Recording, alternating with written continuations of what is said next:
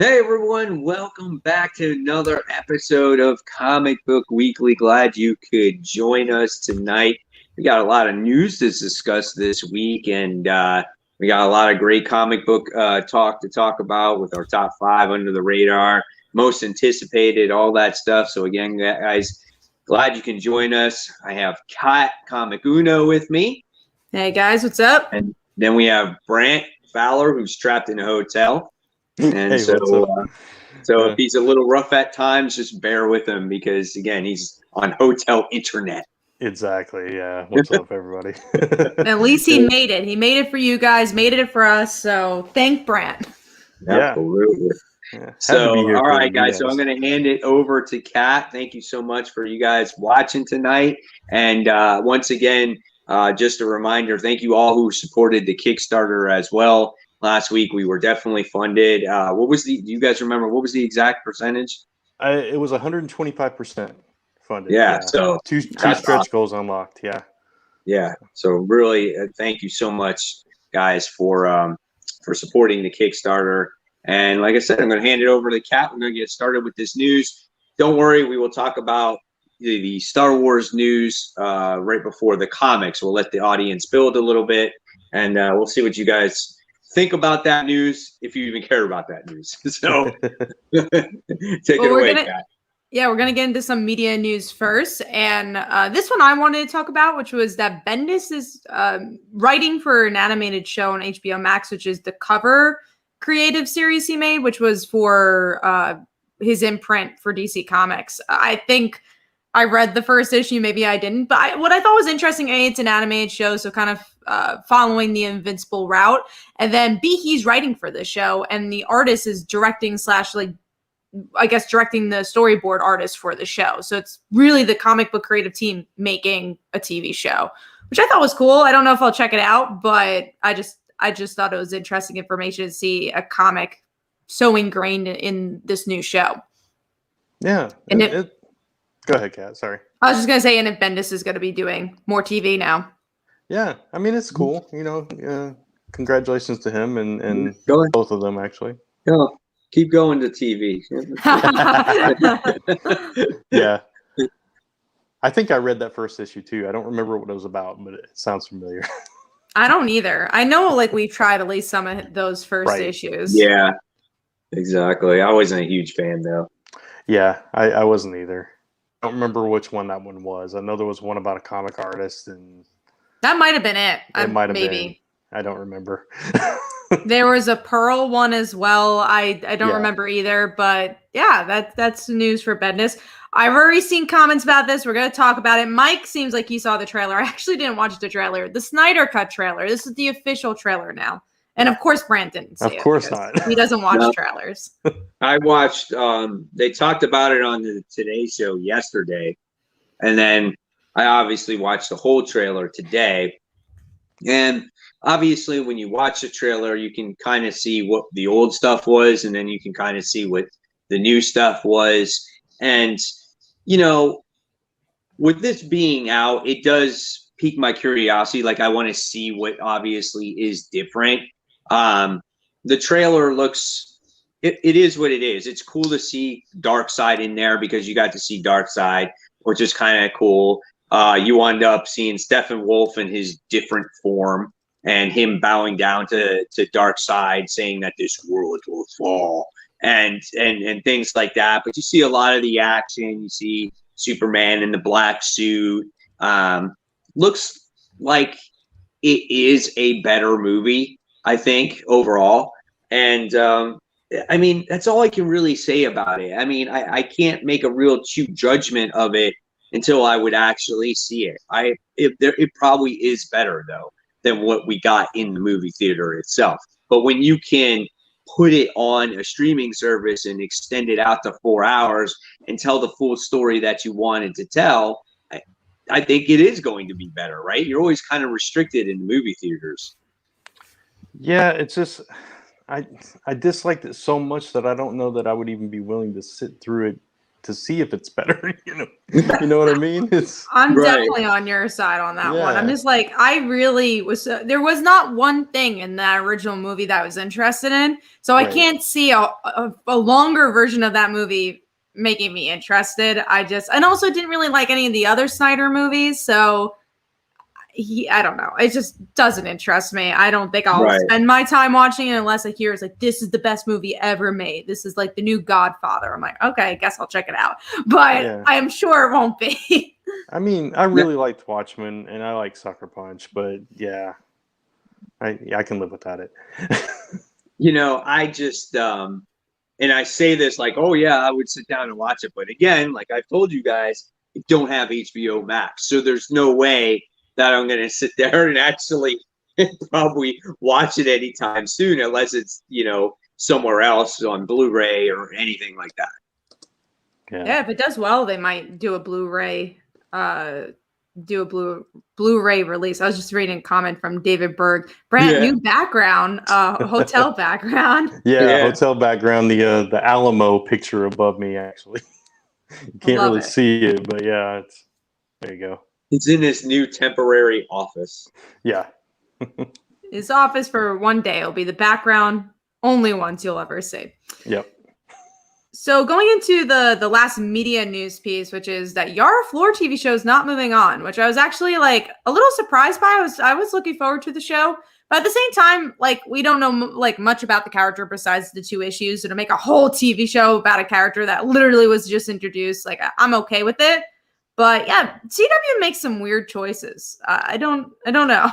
Yeah, I love this character. I mean, we've seen her in those 2 issues, but also in Justice League and Superman and Wonder Woman. So we've actually gotten like 6 issues of her, and I think she's fairly consistently written throughout those.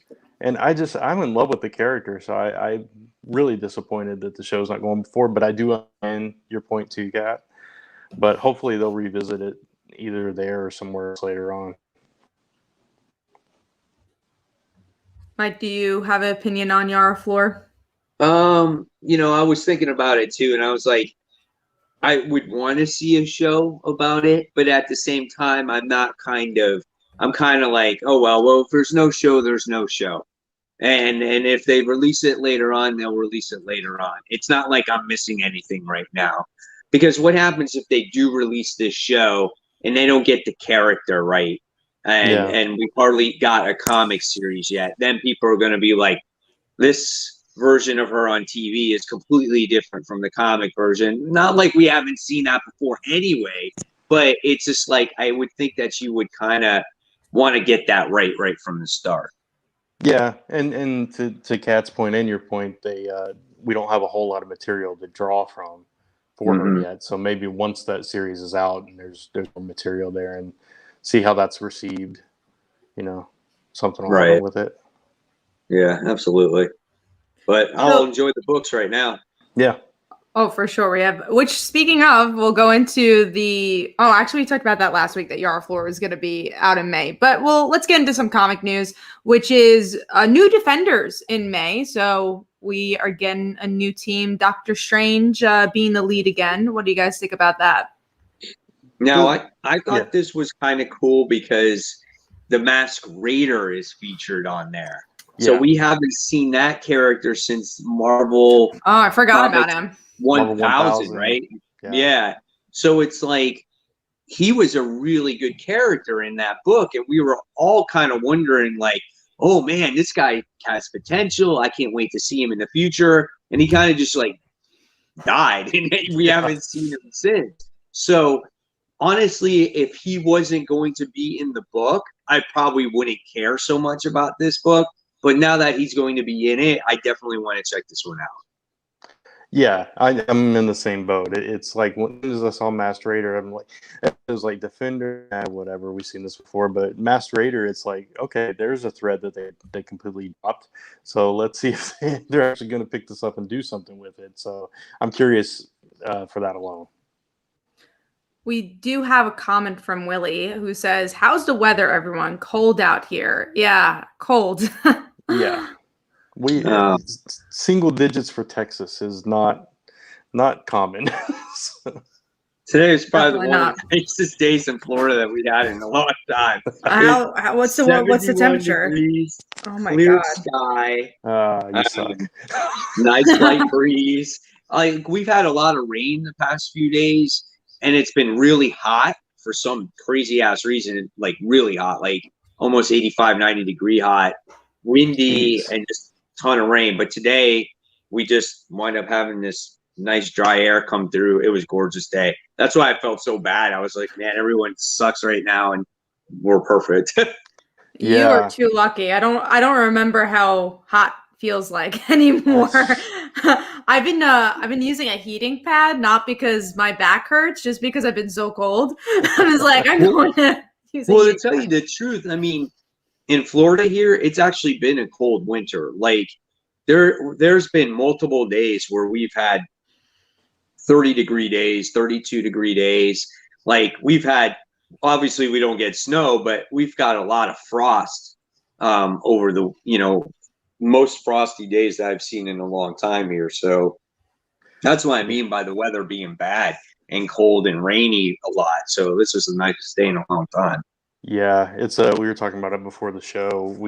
I'm in San Antonio, and we had about 5 inches of snow on the ground yesterday, and black ice everywhere, and it was like 9 degrees yesterday morning.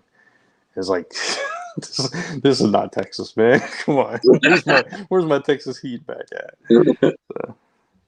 That's crazy. So yeah, weather is wonderful right now. But we're going to get into the next news piece here, which is Batman is introducing a new villain, Miracle Molly in May. I actually did a video on this on my channel, if you guys want to go check it out.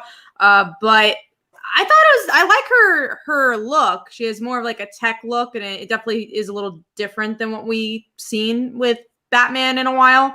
I like that he's introducing new characters. I just hope they all have a home to be explored. Yeah, it's kind of it kind of plays into what they were building up with Future State too, doesn't it? Like the more tech driven, kind of leaning towards a more futuristic Gotham, which is kind of cool. So, hopefully it's not just a throwaway character. They actually do something with her. Yeah. So I'm curious about it. Yeah, I mean, it's there's so little on her right now, so it's like it's hard to get a idea of what she's like. But yeah, doesn't she have like a cybernetic eye or something like that? And Yeah, and she's got all these neon colors, like these pinks and greens and whatnot. So she seems like a real different type of character for Batman, because Batman, you're used to dark and gritty and real evil, and then here you got this chick, and it's like I don't even know what to expect from her. So this is something completely different, I think. Yeah, I kind of love that. It's like you were saying, it's his typical villains are either kind of like the Mad Hatters and Scarecrow, kind of a little crazy, or they're like the serial killers, and it's all very dark and gritty and noir. But this is definitely a different direction for that. So that could be cool. Yeah. We have another question from JJW. What do you guys think about Flatline? So that character is showing up in Robin. If you guys saw the solicits, I don't know what the character is all about because I didn't read too much into it. But her looks cool. Yeah, it's like she's wearing like this like Halloween costume, like with skeletons, like bones on it. So like if you look at what she's wearing, I'm just like, okay. And then I don't know, maybe she just like kills people like with the touch or something. Like I don't even know anything about her either. But that book looks cool. I'm excited about that book. Yeah, I didn't see that, so I have no frame of reference for that one, but cool. I'm just glad that they're introducing a lot of new characters. Like I think somebody said, and you guys said, it's especially coming out of Future State, where we're getting back to the present, right? So it's kind of cool that they're setting the stage for the future of DC. Yeah, it's exciting. I mean, I went through the solicits as well, and I did my most anticipated books for that month of May, and it seems like an exciting time for DC. We're getting new stuff. The books are coming back. The only thing is that, of course, like every book is $5, and if you want that variant cover, it's going to be $6. And I just don't think that's necessary. People don't want backup stories. Like if you're going to make a page or book 40 pages, just make it the main story. I'll pay another $1 if you give me the main story, but I don't care about backup stories, I definitely agree with you. The only devil's advocate I'll play with that is like maybe sometimes you'll get a backup story of a character you would not otherwise be able to get a series from. And I get that, but yeah, on the flip side of someone who's reading Justice League just for Justice League and not Justice League Dark, it's like, well, why don't you just make it digital then? Like, give us a different avenue. It's 2021. There's other ways to make these books inexpensive. I was just gonna say real quick. The other argument for it is if it's a newer creative team, like newer creators, younger creators, whatever, that you haven't seen tackle these characters before. That's kind of cool too, giving them a shot to shine and see what they can do. But that's not always the case with these. So. I was just thinking about it. Kat, you said make it digital. You know how Marvel has like the digital code of the same book in their book? I think this would actually be well because you can promote digital and physical here, put a backup story in that physical copy, but make it digital and have a digital code in there. And then you can retrieve it and read it on your phone or whatever that way. So you're paying $1 for the digital book, but you're still paying the $3.99 for a physical book. So basically, you're getting 2 books in one, and you're not being overcharged. I think that actually would make good sense. I really like that idea, and I might steal it for my books in the future. That's a cool idea. Yeah, that's a really cool idea, Mike. That would be. I would be more willing to try stuff like that. I think. Yeah. Yeah, like perpetual advertisement, Right. Get your digital copy of, say Robin Internal, issue 2 right here. And you're paying just $1 for a digital code so you can read it. I think that's a perfect way to balance out both things there. Yeah, for sure. Let's hope that's the way of the future. I don't think it will be, but it'd be definitely a good way of the future. So moving on to Geoff Johns pending a Stargirl special. So I'm a huge Stargirl fan. I'm excited to see Geoff Johns tackle the character again. So yeah, I'm looking forward to it. I'm also looking forward to her story in Infinite Frontier. I'm excited for well, when I saw the solicit for this, at first I thought, oh shit, I'm like Geoff Johns doing a Stargirl ongoing at first, and then it said one shot. I'm like, shit. I'm like, that sucks, man. Nevertheless, though, I'm excited for the one shot as well. And I'm on board for a Stargirl book. And just to see, Geoff Johns do some writing again is always a plus in my book. That's true. I agree with that. We did get a super chat from Tevia. For some reason, it's not showing up on the side here, but I'll showcase this, that he sent a super chat. Awesome. I will say it in a little bit of a kinder way, Tevia, but why future state, I'll say, which we will answer. Thank you so much for the super chat. We do see it. Why future state? What's the point of future state? I only think time will tell. I don't know if DC even knows what the point of future state is just yet. So I don't know, honestly. Yeah, it's I don't know. I think on one hand, it could be a way to introduce some of these characters fully realized as opposed to just their origin stories, so you can kind of see what kind of characters they're going to become, or what could possibly be in the future. But I mean, it all depends on if they actually pick up those threads and work towards that at some point, which we don't know if that's actually going to happen or not. Right. Other than that, it's just a cool kind of what if event. Yeah, I agree. Thank you again, Tevia, for that super chat. We really, really appreciate it. I wish we had a better answer for you, but it's a tough one. Were we still on Stargirl? I'm sorry, because I saw that. I just finished, and I don't know if Brant had something to say about it. No. Okay. So next up is Milestone characters, which we knew they were going to get some sort of series. Now they're finally announcing which ones. We have Static Shock, which is getting a first miniseries, Icon and Rocket, Hardware. I'm just excited for Static Shock. It's been a long time coming for a lot of these characters, so I hope they promote them well and we get some physical copies, because I won't read them digitally, but I'll definitely read it physically.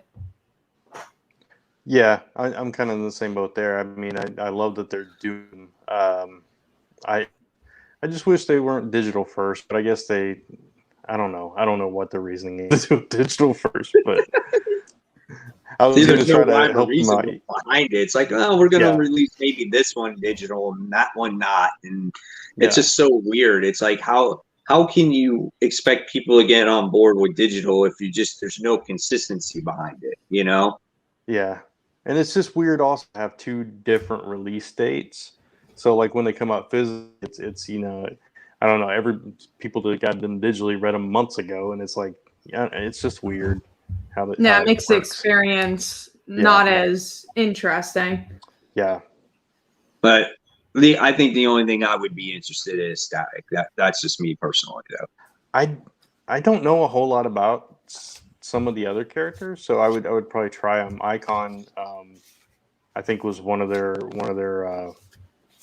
primary characters, right? It was one of their star characters. Yeah. So I'd try that one. I don't know a whole lot about the rest. I would look at the artwork and see if that spoke to me for the other series. Like if the art looked really good, I think I'd give it a shot. But yeah, the only one I definitely would give issue 1 a shot for is Static, like we all said here. Yeah. I love Static, but in all versions of them. Me too. I loved the show growing up, so I want to see what they would do with the character in a more modern setting. Yeah. So moving on to a one-shot that was announced, which is the Asian Superhero Special. And this one we actually get to see Catwoman getting a sidekick, which is interesting. I believe her name's going to be Catgirl. Let me see. Let me read the actual thing. Ron B, the current cat. I'm sorry. I heard that she had a sidekick once before, though. She did. I from what I can remember, there's a lot of characters that became Catwoman. I don't know if they were her sidekick. They were like people that took up her mantle. Because we had the one when she was in the New 52 who took up being Catwoman for a while, and then what the hell is her name? The one that's the more popular one also took over. But I don't know if she's ever had a sidekick. I don't know. So we'll see where that goes. But in this one, she's going to become a protege, revealing her real name, secret origin, who her mother is. I like it for the simple fact you don't see a whole lot of the female characters with sidekicks. True, honestly. Yeah, I agree. I think that'll be interesting. And I'm going to give in there, Tevye, the Holly Robinson was the Catwoman I was talking about. So yeah, I'm going to try out at least that one shot. I'm not reading Catwoman though. So that's what makes it a little bit more difficult. But I'm excited for this because I'm a huge Cassandra fan. I think it's great that we're getting more Asian representation and stories that seem to really matter. They're not just like, oh, here's a random short story. It looks like it's going to be affecting the other series, which I think is cool as well. Yeah, that's cool. I'll definitely check it out. So Chevy is actually about the Batman 88 comics and the Superman comics. I had it on the list, but none of us were super passionate about it, honestly. I don't think any of us are going to be getting it. I mean, but what is it? Just like Michael Keaton and Christopher Reeve playing as like Batman, Superman? It's a comic, so it's like following those universes. So it's going to be like the Batman universe they're going to do comics for, and they're going to be doing the Christopher Reeves comics. I mean, the only thing I can say is if you're a fan of those movies, that you will probably want to check that out, right? So I don't know what they're going to explore, because the movie, especially Superman, I mean, we've seen their movie, so what's going to happen in between that, right? What are we going to talk about? The solar guy again, whatever his name is, and it's just like, I don't know. It will be interesting. Is it going to be kind of corny like that, or is it going to be like more serious? Is it going to be like a comic, like just with Christopher Reeve's face, and then you do the Superman universe? Same with like Batman. Is it going to just be Batman, Michael Keaton, and just him dealing with everyday Batman stuff, or is it going to be like that Tim Burton style? You know, Right. That's what I was thinking. If it's more like the Tim Burton style, that could be interesting, at least visually. right? But yeah, it's the same kind of thing. It's like we've seen them do this with Arrow and with Smallville and different properties like that. And I've never been able to get into those for whatever reason. I don't know, but that could just be me. Is it going to be like the Batman, like what was it, 66 or something like that? Yeah, I think it'll be a similar vein. It's gonna I think be like Smallville, where they're continuing the story or whatever. But yeah, again, I don't think it's any of our thing. I'm not a hardcore fan of either movies. Like, obviously, I think they're important and they're good movies, and definitely for its time was really important. But not enough for me. Like, I've always wondered what would happen next in those movies. Right. So we also have a question from Zombie X Dance. Speaking of digital first, have you guys gotten Lemire's new book? None of us really read digital first. I did see of it. I got an email about it. That's the only reason why. So I think he's doing a Comixology book. But what I've seen with Comixology, oh man, I don't remember what it's called, but Lemire and Jock, I could probably get it up. Snow Angels. It just came out, or it's coming out. And but with the Comixology originals, they've been reprinting it with Dark Horse. So if they do the same thing of what they've done with the previous ones, I'll probably read it if it comes out through Dark Horse. It's probably good. I mean, Jeff Lemire's been doing great stuff lately. But would you go out your way to buy a digital copy of it? No. I don't think I would. No. Yeah, the art looks cool. I'll say that. I mean, it's Jock, so that's neat. If that book was coming out physically, I would have it. I would have it on my I don't go out of my way to buy digital comics. I really don't. I mean, like, Jeff Lemire usually works with artists that are a little bit more abstract. Yeah. For lack of a better term. This one's more, I don't know. Gritty. I like the style of this art. So when it comes out physically, I'll definitely check it out. Yeah, I think it looks cool. Again, very few books I'll get digitally. Very few. Like if Spider-Girl, if that was the only way I could read her, I'd get it digitally. Like very like big characters. That's different that I like. because that's your favorite character. So that's exactly. Yeah. Other than that, I wouldn't really go out to get a digital book. It's not even that for me. It's like I don't mind reading digital books. It's just I don't think about them when I'm getting my books. I don't think. Yeah, they're not in your head. Right, exactly. So I just they're hard to talk about too, because like, okay, you might have remembered, but me and Mike would have forgotten, or like it's hard to keep up. You'll read the first issue and then you'll forget about the second issue. Right, so exactly. It's very challenging. Yeah, I like the habit of just going to the store and picking up books, looking at the books, and it sounds dumb, but that's just the way it's been for so many years. Going onto the website and searching the website for books just seems different. I mean, that's just me being old, I guess. But Kat, you're young, so it's just like I mean, I guess it's how do you feel about it? I think I'm in a weird generation where I'm kind of in a half of like I grew up with digital age of stuff, but I also in other regards still had like the dial-up tone when I was growing up for the computer. So I'm very much in that generation that's always been half and half. And I think I feel the same way with comics. It's like, I don't mind reading it digitally, but it's not really, I grew up reading physical comics, but I'm sure the generation after me might feel a little different than that. They might really love only digital comics. I don't know. Yeah. So going into the next news piece here, we got Teen Titans and Suicide Squad crossing over, which, wow, already crossover, like issue 2. They're like, you know what we need is crossover, which, I mean, Superboy crossing over with Teen Titans is cool, but yeah, seems a little bit too soon for me. I don't mind it because I feel like part of the issue with DC, I always thought, is they had lack of books that crossed over, and it never felt like a really cohesive universe besides like death metal. You know what I'm saying?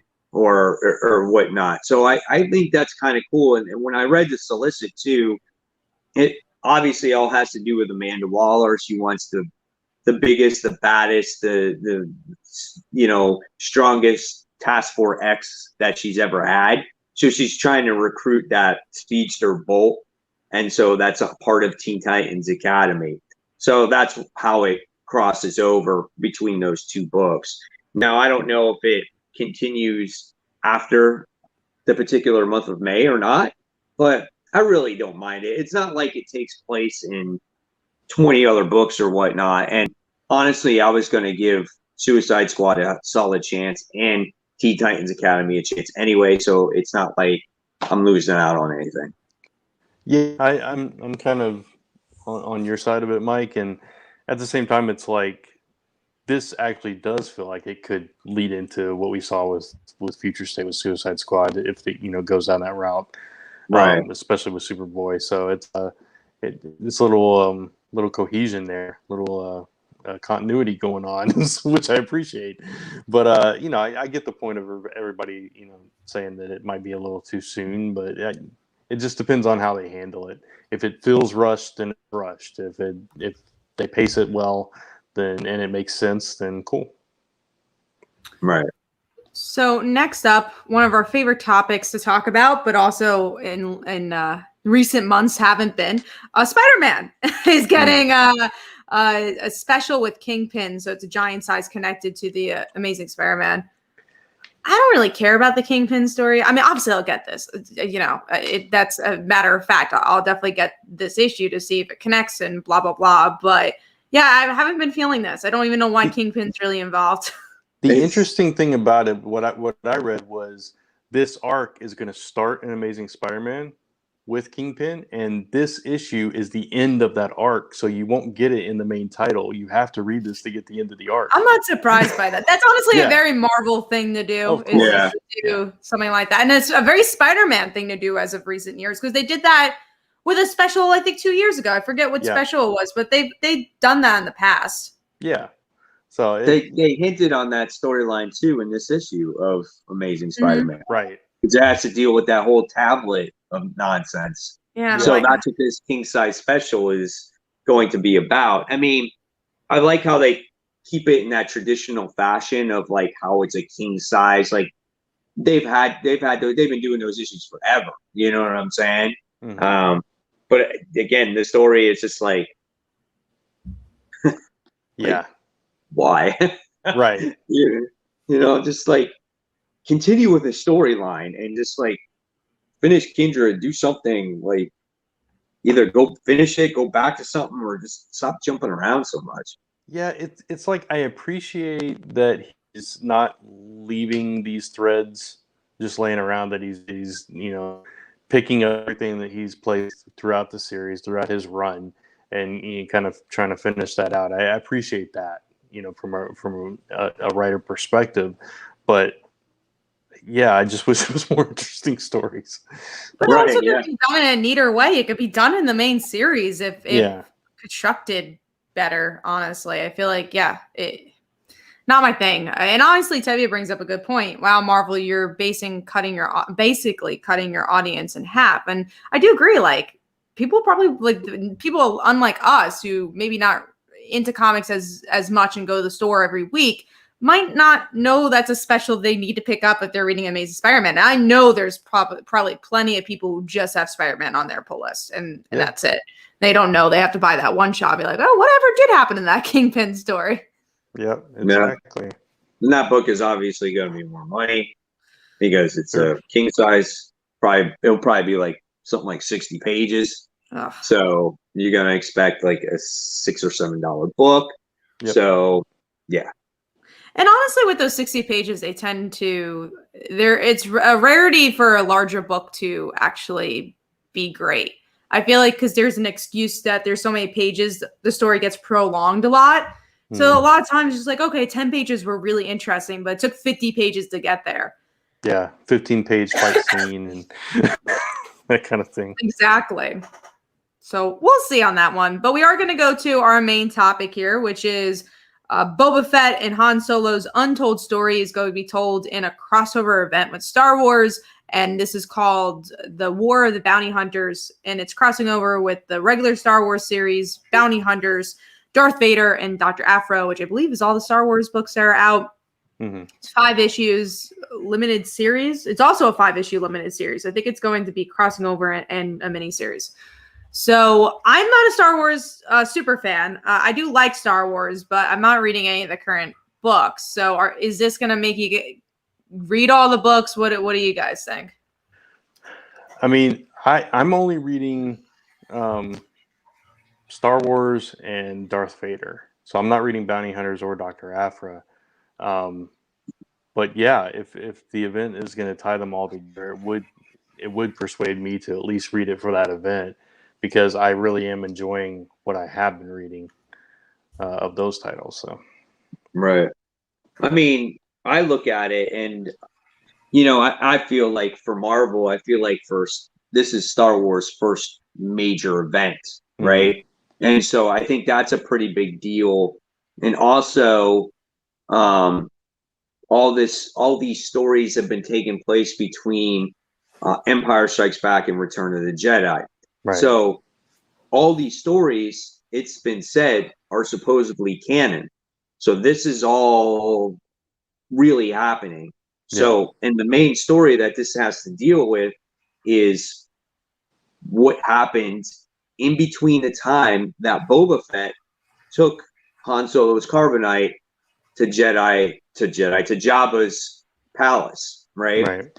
And so that's the story you're going to get in this crossover event, which I think is actually really cool, because it's like there was some time that passed in between those two movies, and based off of the solicitation that they're giving in this, it's like at one point Boba Fett lost the carbonite, and so all the actual bounty hunters are going after him. So it's like you got Bossick, you got IG-88, and you got all those characters in there that are going after him.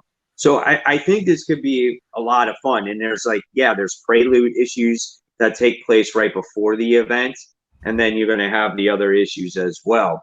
So I think this is a big deal, again, just because it's a Star Wars event, and it's something that we haven't seen yet. Yeah. And I think it kind of ups the ante for the franchise, and I think it's an original idea for them to do. Yeah, and it's also building on the mythos of Boba, which, you know, obviously he's getting his own show on Disney Plus, and so you're kind of feeding into that, and it's all, you know, very smart marketing to do all that. I agree. Yeah, but I mean, everybody loves the bounty hunters, right? If you like Star Wars, you don't know a whole lot about them until Mandalorian started kind of showing you more about, you know, their history and everything, and so seeing more of them and more of that action, and also filling in those gaps, like you said, in between those movies and what happened with Han in that time is kind of cool, especially when you fold in what's going on in the other books currently and where those characters are at mentally and emotionally, and how that's going to play into it all. It's kind of cool. Yeah, I agree. That teaser image that they showed the other day was awesome, because I'm curious to see if like Boba Fett actually looks like that, right? Because he's got that black, like he's wearing like an all black suit, and he has like an axe and whatnot. And I'm just like, dude, what's going on with him that he's like totally decked out like that, you know? Yeah. So I don't know. I mean, overall, I'm excited about it, and I think it's going to get people excited that are fans of Star Wars about the Star Wars comic books. Like, it gives them a reason to check it out, because, like you said, people are huge Boba Fett fans right now because of the Disney Plus show, and I think it's cool. Yeah. Okay. So that is all the news for this week. So we're gonna go into under the radar for the week. Get into the comics. Yes, into the comics. Let me get the list up right here, and then we'll get started. All right. So, just a reminder, everybody that's watching the show, spoiler time. So, you've been warned. If you haven't read your comic books yet, well, too bad. We're going to spoil everything and anything, okay? maybe not that much. It just depends. We're Anyway, gonna spoil everything. I'm impressed by Brant, who just did spoiler alert through his iPad. Like, that's pretty impressive. I'm on point tonight. he's working on minimal tech today. Yeah. So, all right. So, Kat, we're gonna start off with you with your Under the Radar, and yours is DC Love is a Battlefield #1. Yeah. I only got this because of Harley Quinn and Poison Ivy. I was like, oh, they have a story. They're on the cover. I should pick this up. And their story, honestly, wasn't even the most interesting. I really enjoyed. There's a Kid Flash and Amico story that was kind of fun. They go on a date, so I like that. There was a Sergeant Rock story that I was pleasantly surprised by, and it had a good amount of diversity of characters. So, Mr. Miracle was in it. It wasn't just Superman and Lois. It wasn't just Catwoman and Batman. So overall, I thought it was a pretty solid book. I'm not saying go run out to the store and get it, but if there's characters that you enjoy, I thought everyone had a pretty solid story in here. But yeah, the one I was most impressed with was probably Teen Titans, because I like that couple and I enjoy the Teen Titans. So it's just cool to see them back. Nice. Cool.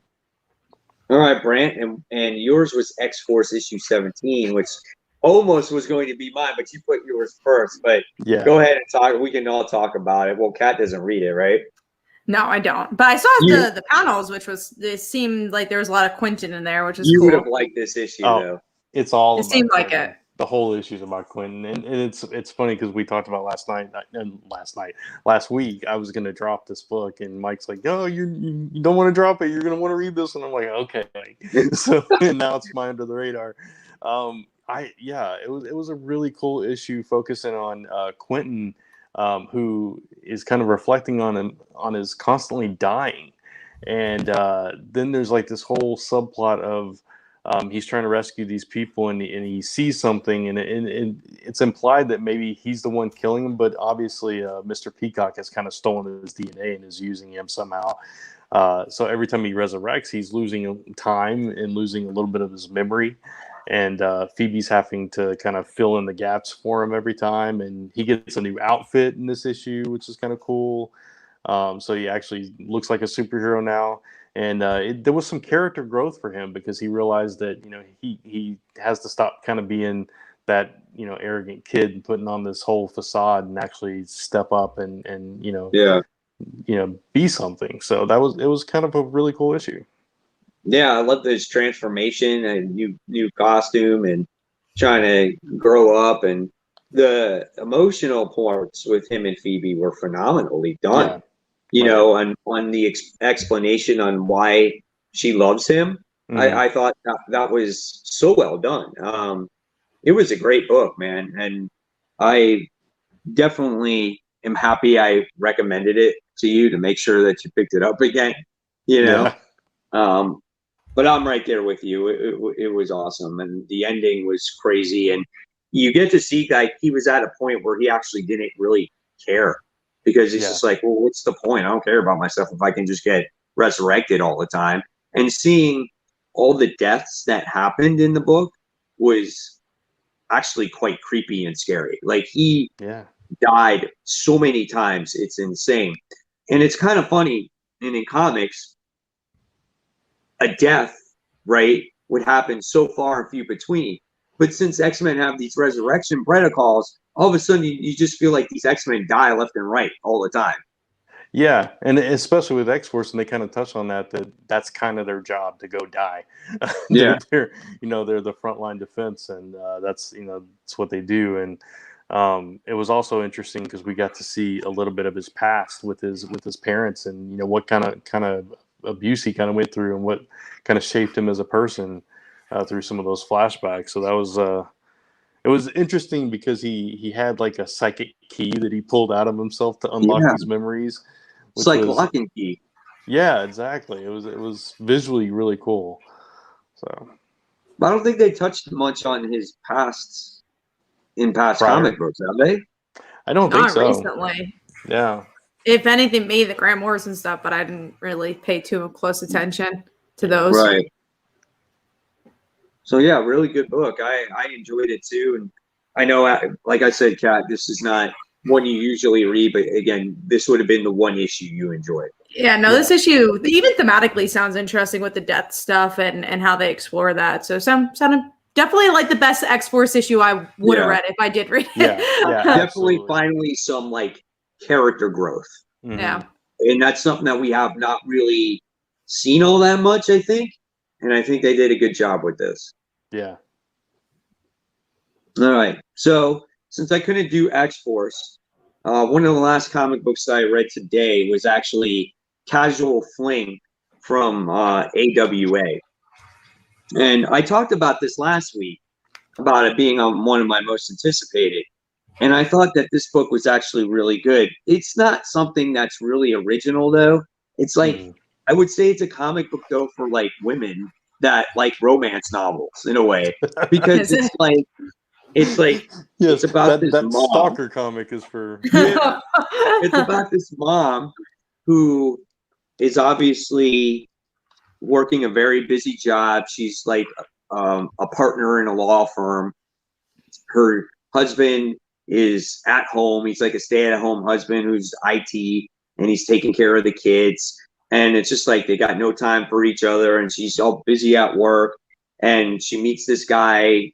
He's important within the firm, and they're flirtatious. They go home, and the husband's kind of being a jerk. She goes back to work the next day, and they just have this, like, literally this one night of just passion, because she just kind of has a moment of weakness with this guy that she met. And then all of a sudden, right when it happens, she feels guilty. She goes home and she's like kissing up to the husband, and she realizes what she has is something special.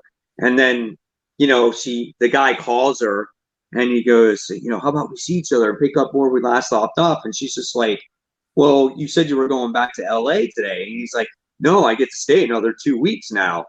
And she's like, no, I can't. And he's like, well, I like how you're very honest and whatnot. And while he's having this conversation, on the very last page, he's got his laptop computer with him, and he has a video of them having sex right there.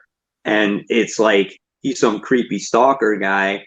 And it's kind of like 50 Shades of Grey type of thing. Like, while they were having sex, he was like wearing this mask.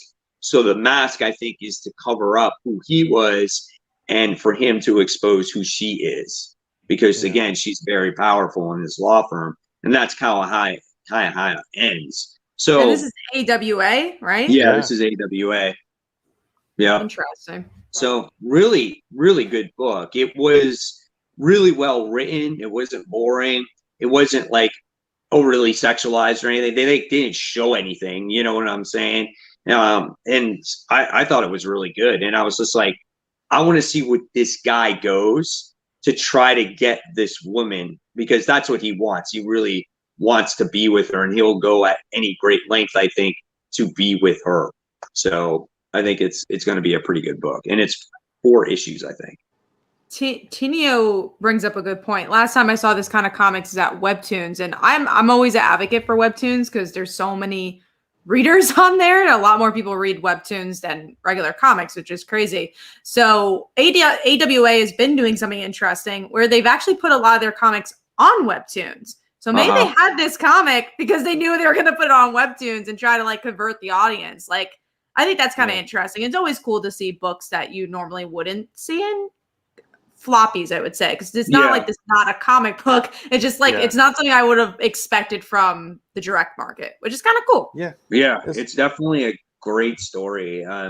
It's interesting to see how the father responds when the wife, Jenny is her name, actually is just like, oh, you know, you want to go hang out with the guys tonight? Go ahead. Oh, I'll take care of the kids. Where before she's just like, I gotta go. I gotta get to work. I gotta do this. I gotta do that. And it's like immediately she knew she was wrong about what she did, you know? And then right away the guy's pressuring her to be with her, you know, to be with him again. So I liked it. And I am very curious to see how this whole thing turns out. For my wife, you're making it sound very interesting. Okay. Cool. Yeah. And then we also have who says, I don't know what Webtoons is. I am surprised that the amount of solid books that they're releasing, and I give them a lot of credit. Still waiting for my Girl on Island book, but that's Yeah. about it. And I'm honestly waiting for Erratic to get better. And actually, we'll talk about Erratic this week, I guess. But I forgot that came out this week. But going back to Serenity's question/comment, Webtoons is pretty much like a webcomic site, but it's more geared towards not us. It's a different audience.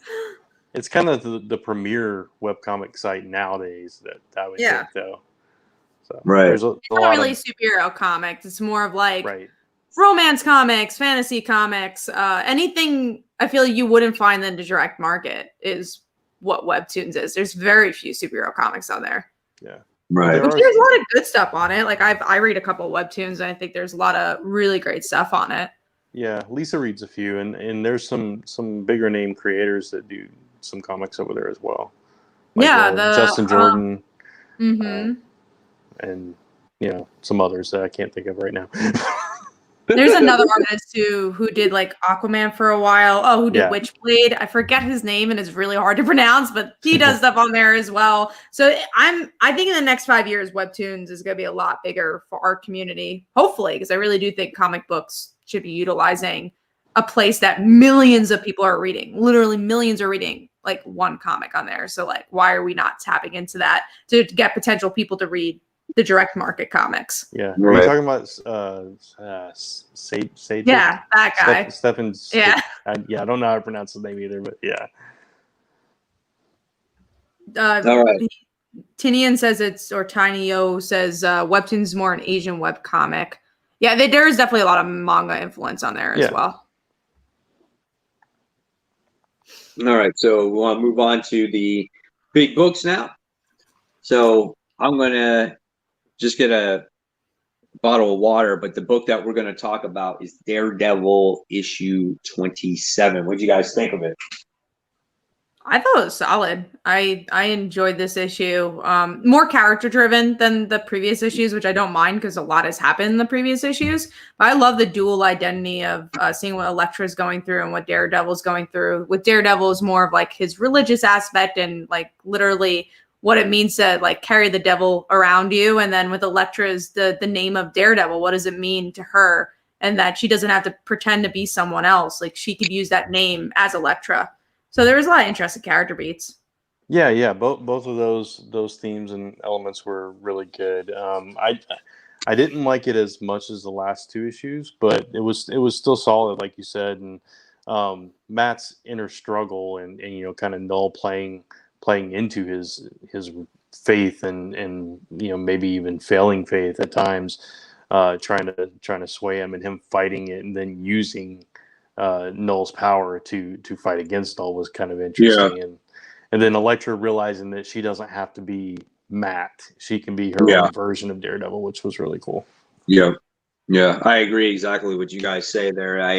It's all the reasons why I liked it too. I did find it quite interesting how Matt wound up getting the symbiote off of him, going to the electric chair and basically, electrocuting himself in order to free himself from his influence, and it really does show how strong of a character Matt is to fight off Null's influence. I thought that was impressive.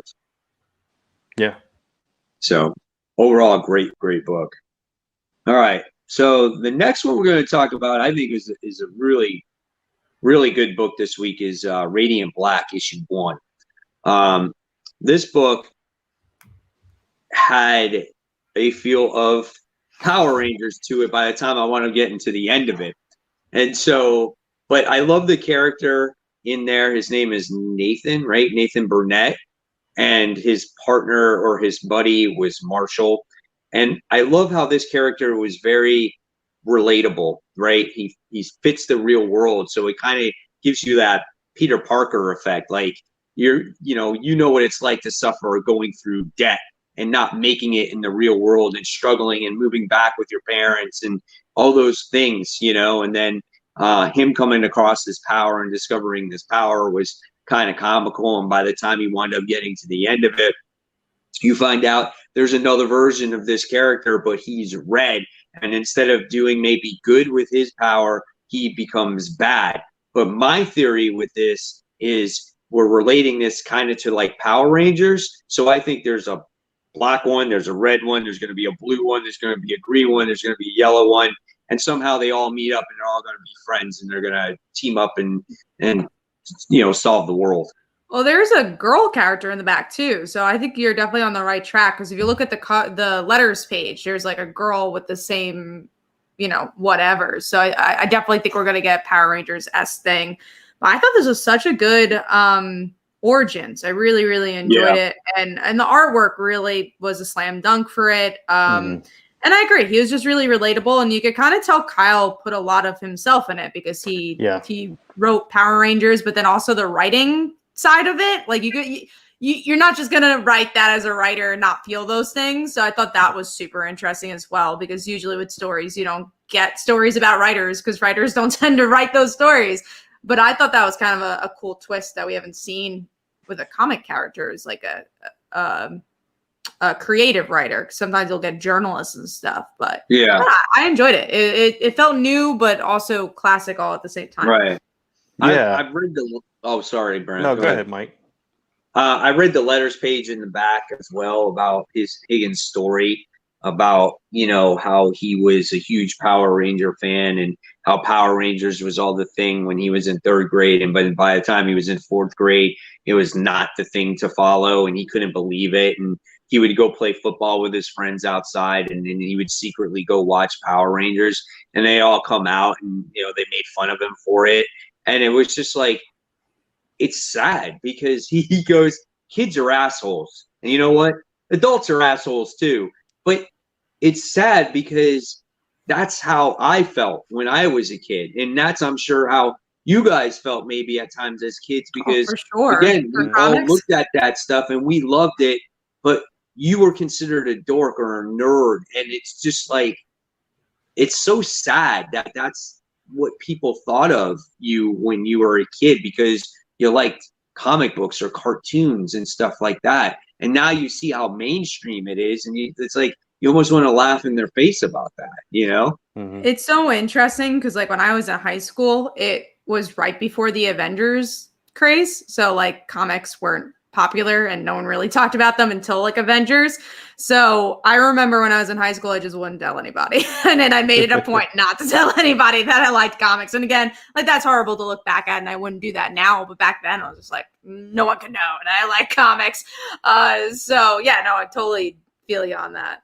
Yeah, it was similar with wrestling with me too. It's like when I was in my late teens, early 20s is when wrestling got really big and everybody was talking about it with NWO and all that. But before that, it was like the same thing with comics. It's just that stigma that it's dorky and you shouldn't, you're kind of a loser. But yeah, I really like the issue too. The art, goes without saying, is gorgeous. But yeah, like you said, Kat, a relatable character. I could see some of myself in that character too, with the creative side of that. Yeah, so it's like, okay, I'm reading about a character that's very much like me, that this could happen to me, and that's kind of cool. I like those kind of characters because again, it goes back to my love for Peter Parker. I can see myself in those shoes, to a degree at least. And then with the twist at the end, I love that because I wasn't expecting that at all, and it takes. I mean, I knew there were going to be, or at least I thought maybe there'd be other characters because of the Power Rangers comparison, but I didn't think it would be like it's like robbing a bank or whatever. It's like, okay, this is interesting. How are you gonna take it from there? And are these gonna come together? Are they gonna be at odds? What's gonna happen here? And where does this power come from? And yeah, it was a really cool first issue. Yeah, absolutely. And I can't wait for the second one. I mean, this story has so much potential just based off of the first issue alone. And I'm glad that Image has brought a superhero book, because we don't see them that much in Image. Obviously, you want your superhero fix. You want it you get it from DC, you get it from Marvel, right? But again, if you want a little bit edgier, maybe more adult, it's good to publish a superhero book every now and again from Image Comics. I think it was cool. Yeah. You can talk about real world things. You can talk adult language without having worried about being censored. And I loved it, and I can't wait for issue 2. Right, so now we're going to talk about okay, I didn't see the number 5 on there, so I was only like going past it. Somehow so, I deleted that. There we go. There we go. Now it's back. So just like that. The magic of the doc. All right, so we'll move on to our number 5 book. Brand, what was your number 5? My number 5 was Daredevil, so we talked about it. Oh, that's like that. All right, Kat, what was yours? Mine was Radiant Black. We already talked about it. Mine was Thunderbolts issue 2.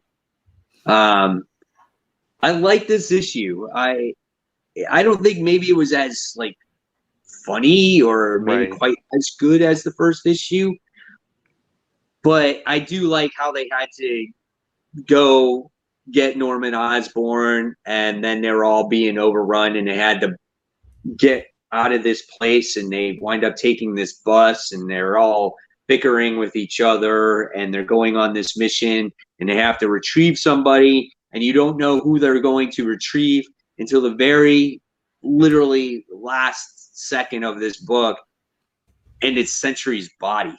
Yeah. Half his body at that. Half his body, right? Because they feel that his body's still electrically charged with so much energy and power that it can stop whatever's going on out there with Null and the symbiotes and whatever. Again, it was good. It was funny. There were some moments in there that were hysterical. Star was quite good in this book as well. And Taskmaster was good. Freaking Norman Osborn just looking at the computer super close to the that screen. also made my panels. Yeah, it's just so funny, man. It's a good book. It's not bad. It's a much better tie-in than I expected it to be. Yeah. Norman's all like, Wilson, what do you want us to do? And it's like, get your mug out of the camera, you idiot. It's like it was there was some funny stuff in the book. It wasn't, like you said, it wasn't as funny as last issue. And it took a little bit for me to get into this issue. So it was like a few pages in, then it started clicking a little bit more, but then you got some of those beats like making fun of each other's names and that kind of thing. Yeah. So yeah, and then Sentry's body, it's like, oh my God, they're taking Sentry's legs. That's crazy. Yeah. So yeah. So it's good. I appreciate how they tied that in. It's like we're making use as much as possible of the Sentry in this series. Yeah.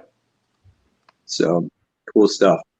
All right. So that was my number 5. So we'll move on now to talking about some more Future State.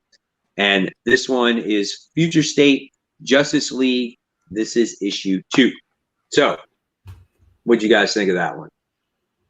I mean, I've been really enjoying Justice League. I thought it was a very solid issue, and I like that it showed that they needed to know each other to be a stronger team. Still one of my favorite Future State stories for sure, and wish we would get more of them. It kind of gives us a teaser. Maybe we will, but I'm sure we won't anytime soon. Yeah, it's not my top 5, but I did enjoy it quite a bit. I think last issue was a little bit stronger for me, but what you just said, Kat, where they had to come to realization that it benefited them to know each other, especially dealing with these shapeshifters that were literally taking their form. Right. So that was cool. And the fact that they got together and it felt like classic Justice League by the end of that, okay, let's pick our new members, that kind of thing, sitting around the table. So he in the end, he did get his father's Justice League, only a different version of it. So it was kind of cool. Yeah, I mean, I agree with you. I liked it. You can only tell only so much story in those 2 issues, right? Yeah. So it kind of was just like that moment of real tense moments between the characters about, well, how do I know you're not lying to me? How do I know you're not lying to you? And blah, blah, blah, blah. and then they resolved and they fought, and obviously it's wrapped up in a bow where it's just like, oh, we defeated the bad guys, and but again, it was a story that was a little bit more emotional, and that's, I think, what made it better than some of the other Future State books, coupled with the artwork in there as well. So this was a good book. I liked it. One of my more favorite Future State books. I agree with you guys. Unfortunately, it's just like it's with Justice League Dark, and I didn't even read that story. So I also did not read Justice League Dark. I was not in the mood to read it. I did read it, but I wasn't feeling that story. So right. So that's what sucks. Like, that goes back to buying books that you're going to have to pay extra money for a book that you're not part of, a book you're not going to want to read, Yeah. So I tried with the first one, though. I won't say, I at least tried it, But then after, I didn't like the first one. Why am I going to try out the second one? Right. Yeah. Exactly. This installment was better than that one, but it was still the same thing. But there was some more character moments with Satana and Constantine and different things like that towards the end, but they were very short. So I mean, you could literally skip to that page, read that, and be fine. Cool. All right.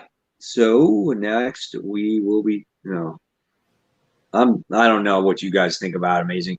Last time you guys liked Amazing Spider-Man. What did you guys think about Amazing Spider-Man issue 59? I'm just gonna say Liz loves to cry. She loves it. It's like it's her hobby. I didn't like it. Is my answer on that one. I was honestly trying to remember what happened. The only thing I can remember is Norman sitting on the roof with Normie. Yeah, this one's Norman's trying to get closer, I guess, to the family. Yeah. Again, Liz cries a lot more about it. It's a Kingpin story with Mr. Negative, which Mr. Negative. And May gets involved. You're right. Yeah. Mr. Negative obviously becomes Mr. Negative again. He's like, so obviously the spirits go back within him. And then you wind up seeing Spider-Man's like, no, I got to put you away. And then right when that happens, Mayor Fisk turns up and he arrests him. And Spider-Man's like, there's something going on there. And then, of course, there's something going on. And here we go. The Tablet of Time situation. Do you have it, Mr. Lee? And Mr. Negative's like, yeah, I have it right here. And he's like, well, can you get me the other one? He's like, yeah, sure. Let me stick you in a room with a bunch of other criminals that are going to help me get it as well. And you're going to be racing for it, basically. Yeah. So it sets up the next story arc. Right. Yeah. Which doesn't look very interesting.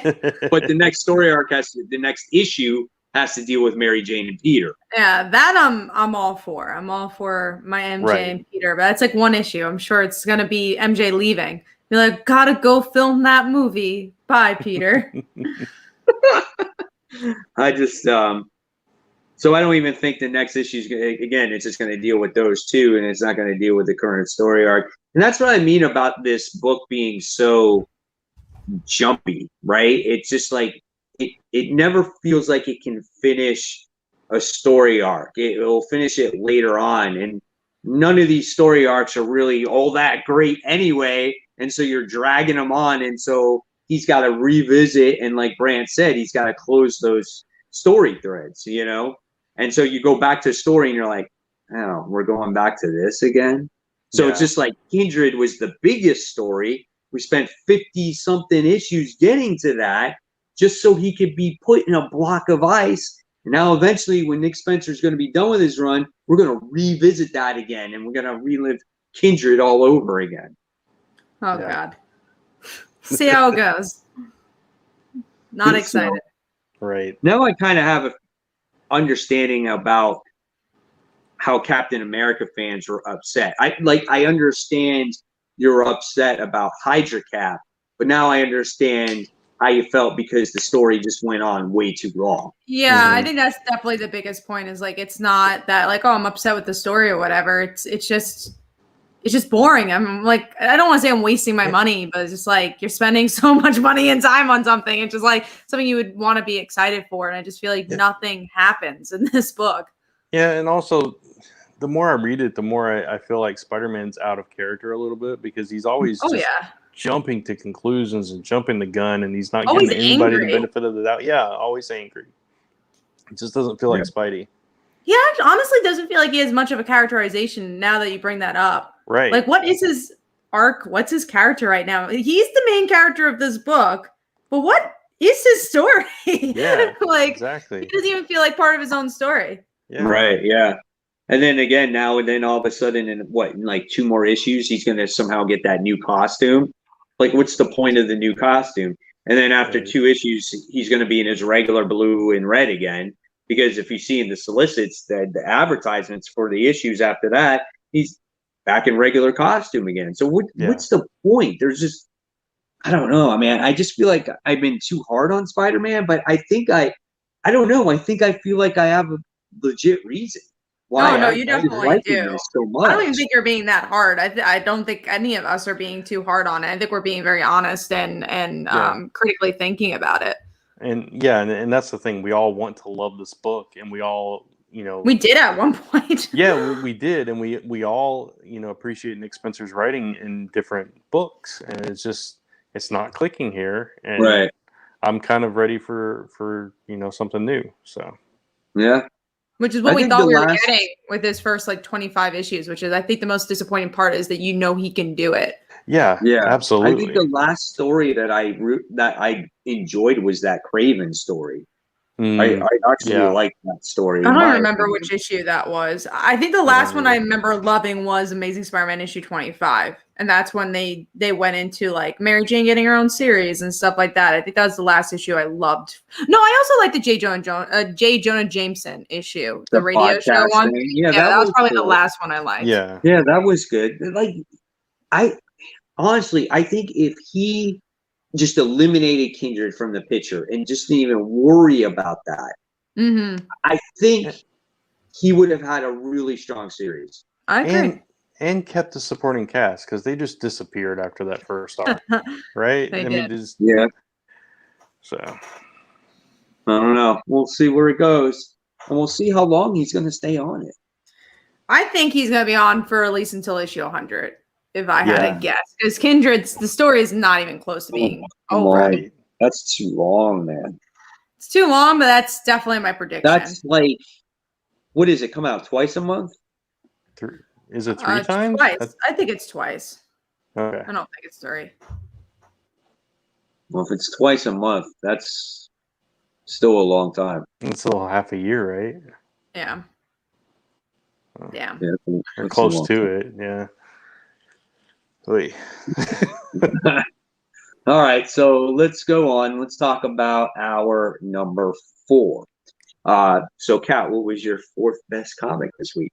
Mine was Future State Robin Eternal. I thought this is a really solid Tim story where we get to see him go through the Lazarus pit. But what I liked about it was in his point of view. So it's his mind being crafted by the Lazarus pit. And we don't know if he dies in the end or whatever. But obviously I love the Stephanie moments as well. But I just thought it was a really good character-driven story, which we were talking about. A lot of these Future State books aren't. They're just well, why do these stories exist? And it just feels like filler stories. But this honestly felt like I had a meaning, and it was a good Tim story. So I enjoyed it.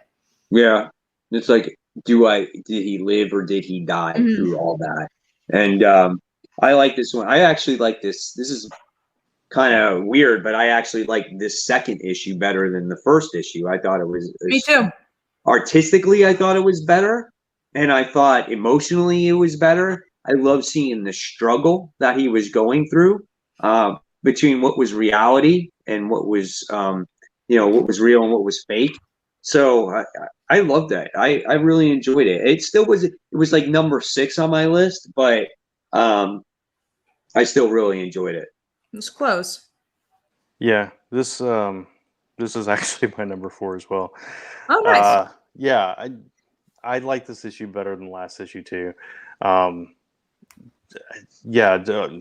can't really add anything on to what you said though, Kat, because that was pretty much it. But yeah, just his struggle and trying to cope with what his actual feelings were and what the what the Lazarus pit was kind of making him feel at times, and then the whole thing with Stephanie kind of being there for him and everything. It was just cool. Tim's my favorite. Always has been my favorite Robin. So when he gets a chance to shine, I'm always on board for that. So. Yeah, you bring up a good point. That was a really good Stephanie issue too, because the writer really got the character really well. Right. Even the moments where he's like, well, she's not good enough. And like, I love those moments because I feel like Tim has felt that in the past with Stephanie. Stephanie has always proved herself. So it definitely was very much in character. Mm-hmm.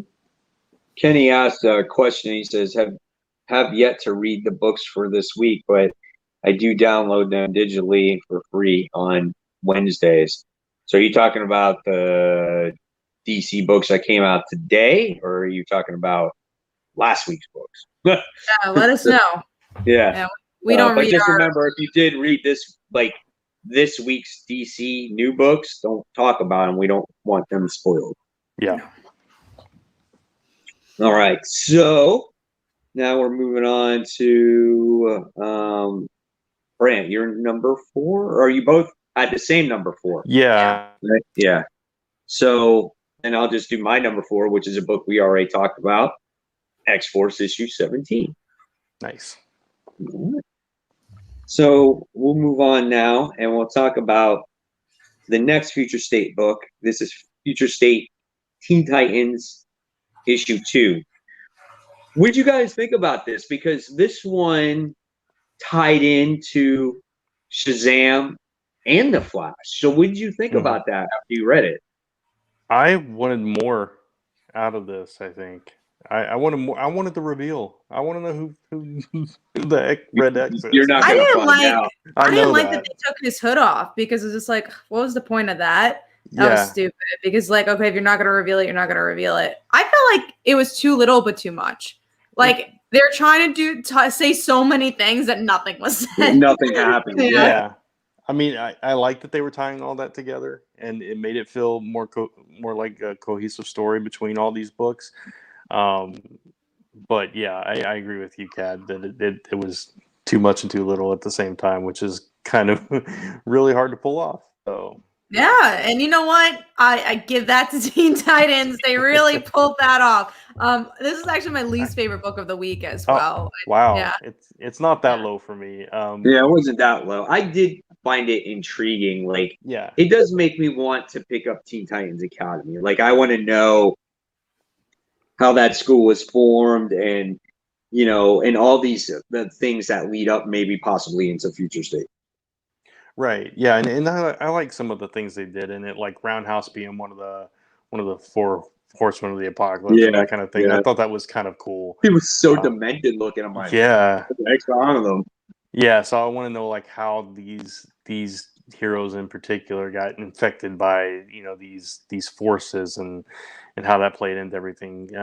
So yeah, there was a lot of interesting parts about it, but last issue gave me like hope. I really liked last issue, and then this one just didn't quite deliver what I was hoping for out of it. So right.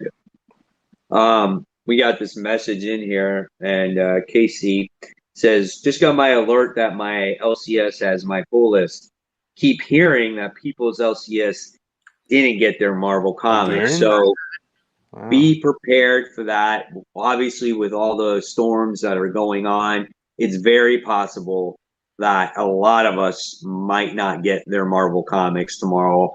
I could be one of those. I usually get my LCS newsletter like first thing in the morning, and they'll let me know if there's going to be delays for comic books. I haven't heard anything. I usually would hear at this point if they didn't get their books, because they'd let us know. So hopefully they have it tomorrow.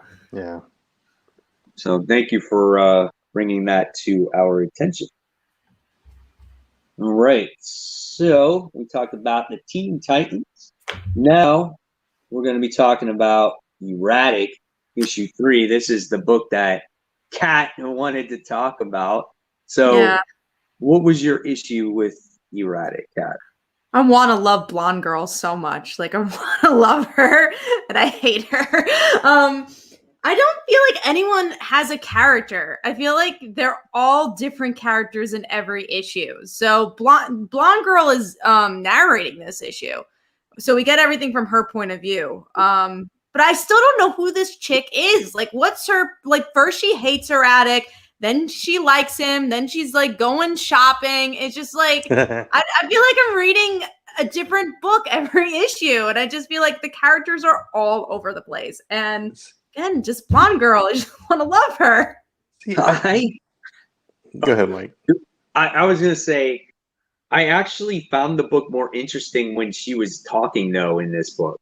Because it was, I found myself less interested with Erratic because I actually liked how she was in class and she noticed that things are not right and people are all being manipulated by this principal. She goes in the office and kind of like the principal's powers were depleted for the day, and she's just like, all right, everyone's suspended. And she hangs out with the badass girl or whatever it is, and they go shopping. And I actually like that. Yeah, her character was a little bit different, but at the same time, she wasn't with what's his face, Oliver, right? I do agree with that, and I wish this was the first issue of the comic. If this was like the first issue, I'd feel so differently because I really do think they introduced some interesting threads. But like I said, every issue feels different. It's like, what's your overall story? I don't get what the point of this series is anymore. My thing is, I think this series needed more time to develop these characters a little bit because it feels like they're rushing their development for me. Like blonde girl, which I can't remember her name either.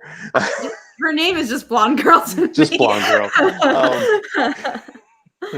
I felt like you did, Mike, where she was in the school and realizing that things were off, and it felt like she was starting to come into her own a little bit there because it wasn't the same status quo of let's just point A to point B, do the high school thing, whatever. It was like it felt like she was, I don't know, growing a little bit for me.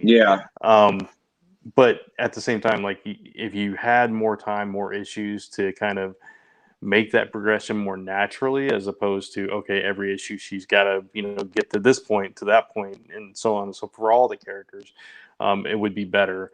I did like this issue. It's not my top 5, but I also liked the way that it ended with Erratic seeing his brother doing this thing, and then he gets apparently shot. And it's like, okay, that's that's an interesting twist for the character. What happens to him now, and how's that going to affect his brother if he finds out he's kind of partially responsible for that? And so there's a lot to love. It's just, I don't know, it could be much better. I want to love this book is the issue, and there's only 2 issues left of this book. I feel like crazy. I feel like you said, Dave, it's like they're trying to give a character like their own story arc in a way. Like this one again focuses on blonde girl. The last one focused on Oliver and his brother a little bit more about how fitting into high school. And in the first issue was about the mom, how she was trying to get a job. And like you said, they're kind of rushing it. This is not going to be the last time we see Erratic. I think there's going to be a volume 2 or maybe an issue 6 or something as time goes along. But I agree. I think they should have made this a longer series to start off with so you can tell your story more. Just think they're trying to cramp in too much. Just more concise. Just like tell a better paced story, not to like rag on it. But I feel like if you only have 5 issues, you got to use those 5 issues to tell a complete story. I think there's just too many characters to do that. Yeah, I could totally see different kind of book, sure. But I could totally see, pacing like Invincible with these characters. You have that many rich characters that you could build and develop in this series, and that are interesting enough to build. Like, I want to know why the coach is not susceptible to the principal's, abilities. I want to know more about that. I want to know more about both of these girls. I want to know more about Oliver and this other guy, the professor that comes in. There's so many threads you can pick up, but they just do not have time to build any of that.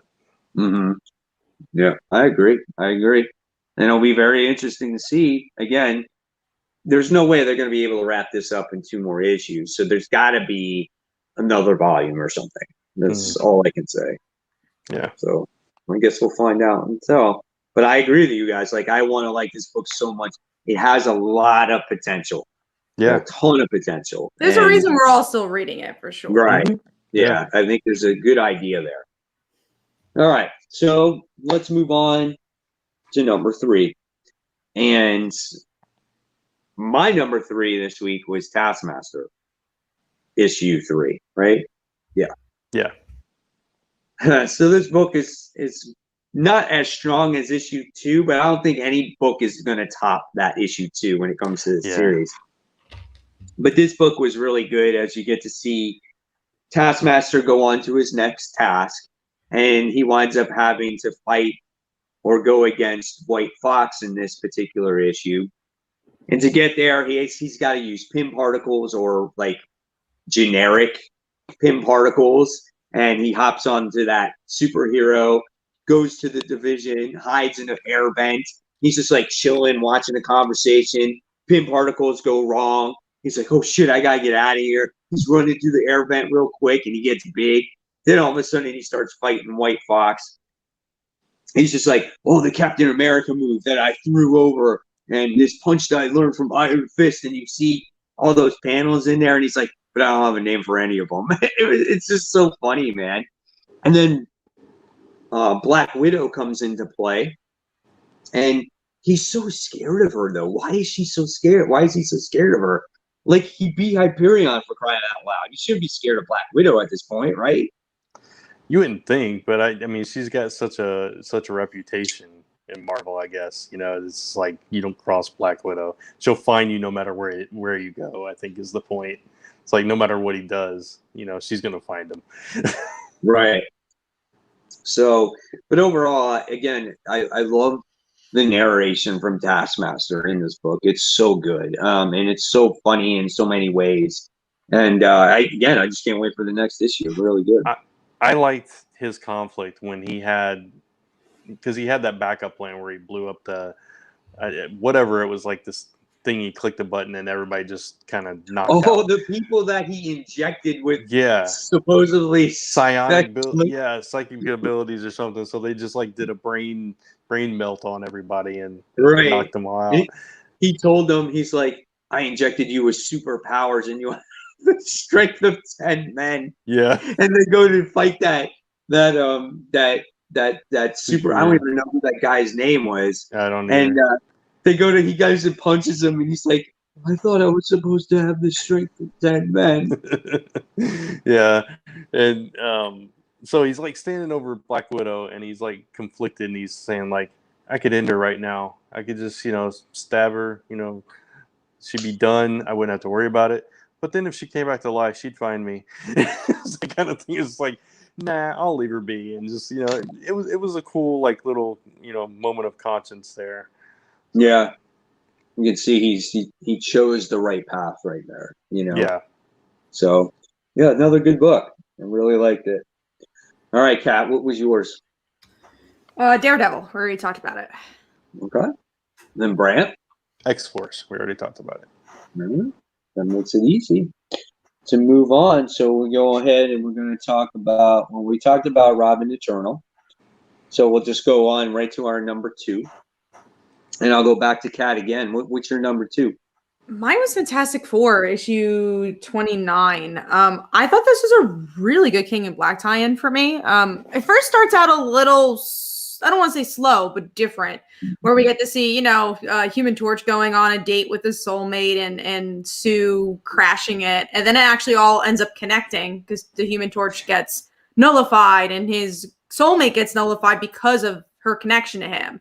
So I really enjoyed how it all tied in, honestly. And there's a lot of good character moments with it. And I was just pleasantly surprised overall. I thought you would like this issue. And I did. Yeah, I didn't like it as well. And part of the reason was, like last time, I remember seeing that they were fighting and they weren't sure if their relationship was going to work out. And then all of a sudden they're just madly in love. So there was a little disconnect with that for me. And then when I don't know, there was just some beats in it that I didn't like the whole thing where we got the eavesdrop on the conversation between Spidey and Human Torch, and it was like, go back and read King in Black 2 to see the rest of this, and it just, I don't know, some certain things took me out of the story a little bit, I guess, but yeah, I mean, it was still a solid issue, and I do agree it was a pretty good tie-in.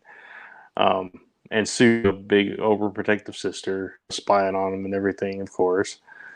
So I'm curious to see where it goes from here, though, because I really do want to like Sky. Soulmate girl, yeah. Yeah. Sky, yeah. Yeah. So. I like that she's becoming a bit more developed because she's like knows the town a bit and stuff like that. I enjoy her. I don't think she's like, oh my god, I love her. Right. But she's interesting enough so far.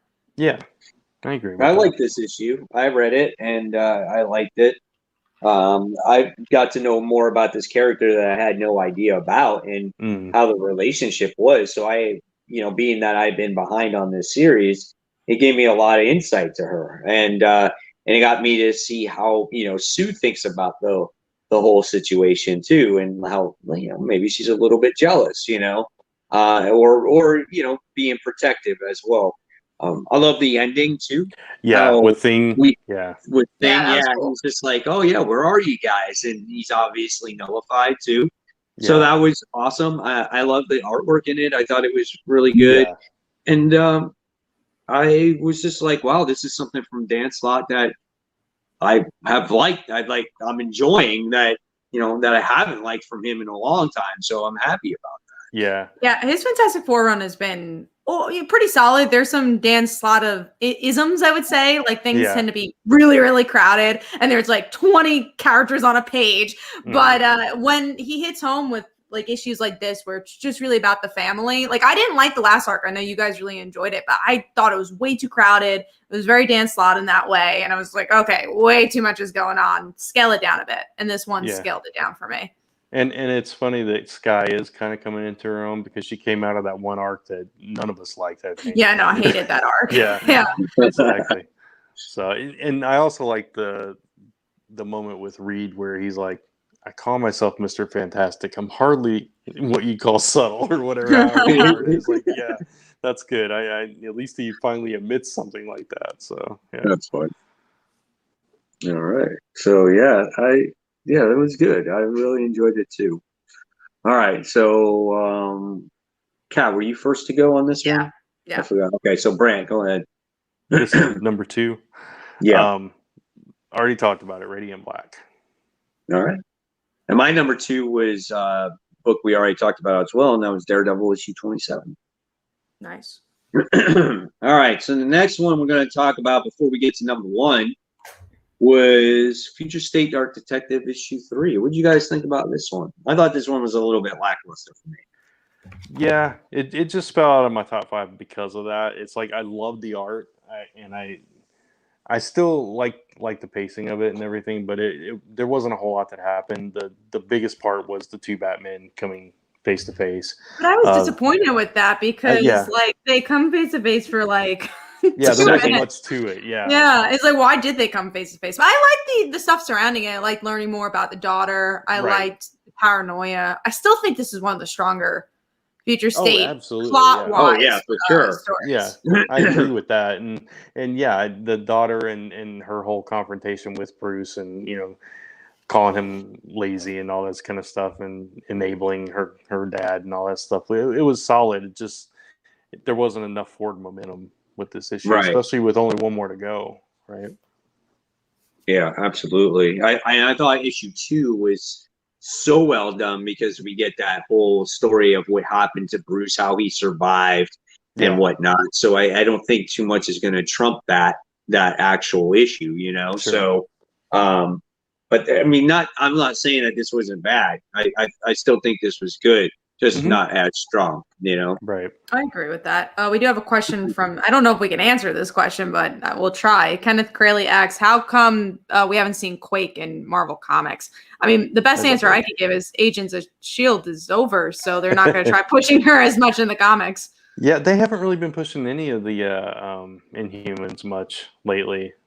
So, I think the show failed. The comics, Yeah. didn't do as well. I just feel like the Inhumans don't, besides Miss Marvel, because she hardly relates to her Inhuman heritage, they just don't connect to the audience as much as I think Marvel wants to, or maybe fans want to. We saw her pop up in she was in a book briefly. Yeah, with it was what's it oh called? my god, what was that book? It was like War Machine and her, and they had to team up to rescue Mockingbird. Yeah. Oh man, I don't think I read that one. There was that, and then I think, if I'm not mistaken, I think she popped up in the one with all the Asian characters. Yeah. The Atlas. Atlas. Yeah, that's Agents what it was. of Atlas. Remember. Yeah. Maybe. Yeah. The book I would talk. Oh, it's the Iron Man 2020 tie-in. Okay. That's what it was. Yeah. That's what it was. That's why. There you go. She showed up pretty recently. If those are two of the series, right? But I think like if you have a character like Quake, I think that if you were to bring back Shield in the comic books, she could probably fit in there. She could probably lead it, right? Yeah, I mean, she could take the lead role in that book. Yeah, I agree. Oh yeah, no, Kenneth, I wasn't saying that Agents of S.H.I.E.L.D. failed. It just ended. So, that's the reason. It's just, I don't think as many comic readers are invested to see that character in the comics. Yeah, Kat meant the Inhuman show. The Inhuman shows I was talking about, which did fail for sure. That was a fail. Yeah, for sure. All right. So we're going to go on to our number one. My number one was Radiant Black issue 1. Figured, yeah. So what about your Brent? Mine is probably the same as Kat's, which is Power Pack issue 3. Yay! Yeah. It was a good, solid issue with Julie. I was kind of hesitant because it was very narrative heavy through a lot of it, but I just love the way that the kids, they realized really quickly that something is up. And it's Agent Aether or whatever his name is. It was his fault, right? So it was like they're not dumb, They came to that conclusion of their own. But I love the progression of them finding that out because they're battling Taskmaster. Of course, Taskmaster shows up again. He does show up. Yeah, and their powers aren't working. They're not at full capacity. They're so tired, and it doesn't make sense. They can't, but they still use. What their knowledge of how their powers work and everything, the best Taskmaster who can copy everybody. So it was kind of cool the way they did it too. Like Julie took center stage and she's like, I got to make him think. He's got the upper hand. He can beat us, and then that's how we beat him. So it was kind of cool that she kind of literally fell flat on her face just to get the jump on him. And then, of course, the confrontation and the reveal of who Aether actually is and all that. So it was a really solid issue.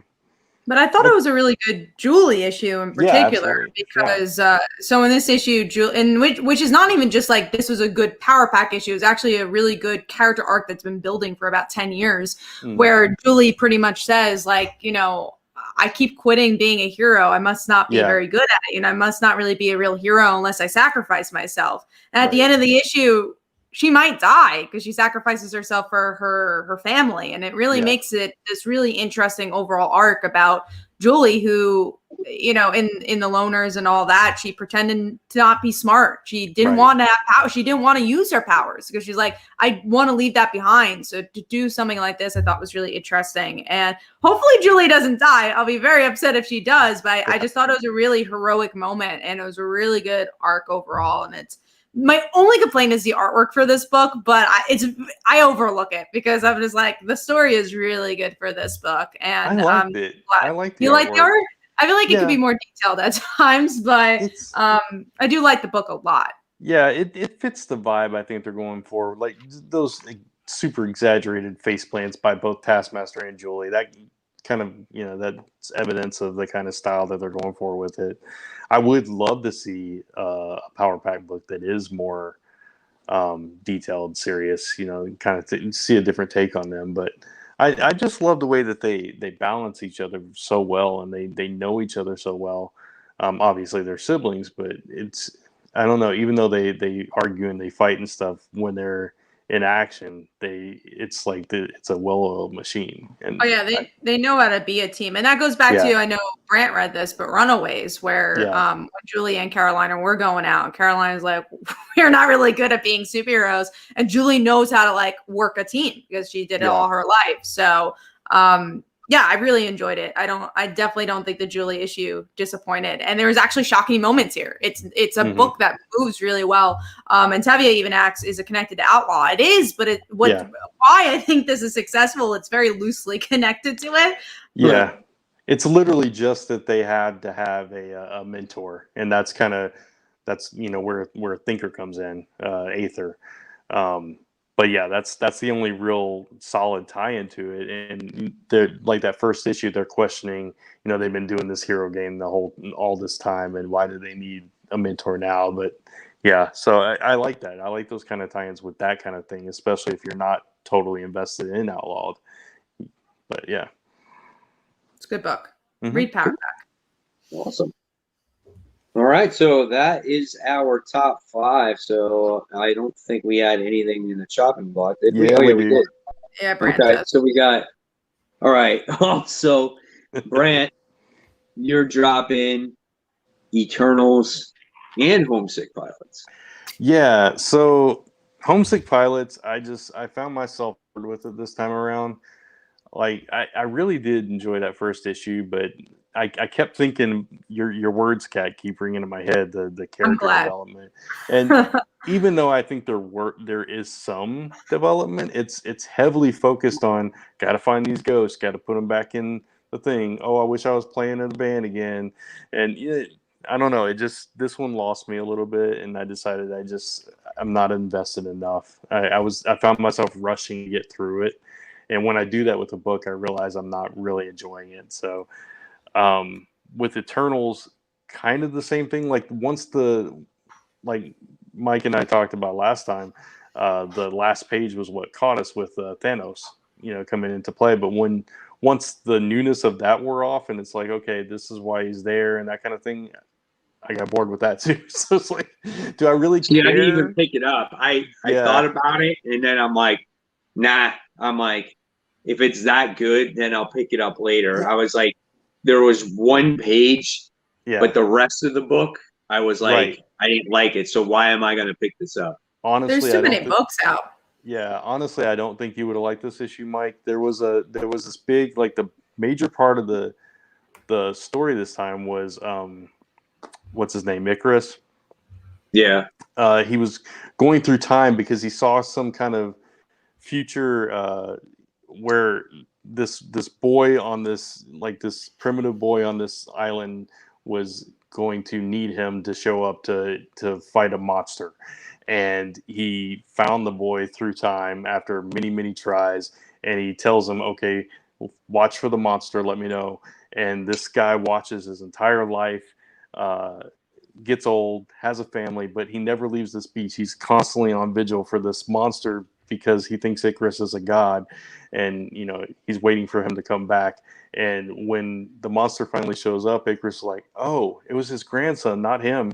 And they're all like, you wasted my grandfather's whole life. It's like, what? So that was like the whole story. It's like, and then it's like, okay, Thanos is here. No, God. Yeah, I didn't enjoy there would it. be no reason for me to No. Not at all. I'm still reading Homesick Pilots. It's like this issue was not that great for me. Yeah. But again, I heard that this book picks up. Like, it takes a while to get to where it needs to get to. Just because my comic book shop guy that reads like just as many books as I do, if not more, he wound up getting access to the first 6 copies of it, the first 6 issues.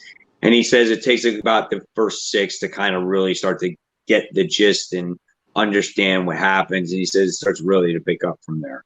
6 issues, though. Yeah. I remember, nothing for nothing, though. I remember Walking Dead was the same. I'm not saying this is going to be a Walking Dead, Right. but what I'm saying is that nothing really happened in Walking Dead until you got to issue 6 when Carl killed Shane. Yeah. And when you saw that, you were like, oh, okay, now I got to keep reading.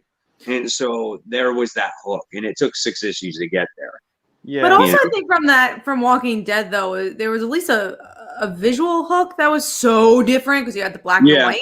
So for not saying that, I mean, Homesick Pilot looks beautiful, but it's a book that looks similar to other books that have been out. So you have to really scream out, like, okay, what makes this different? And from that first issue, I was like, oh, especially because the synopsis sounds so interesting, and I'm like, oh man, that sounds cool. And then they didn't get that.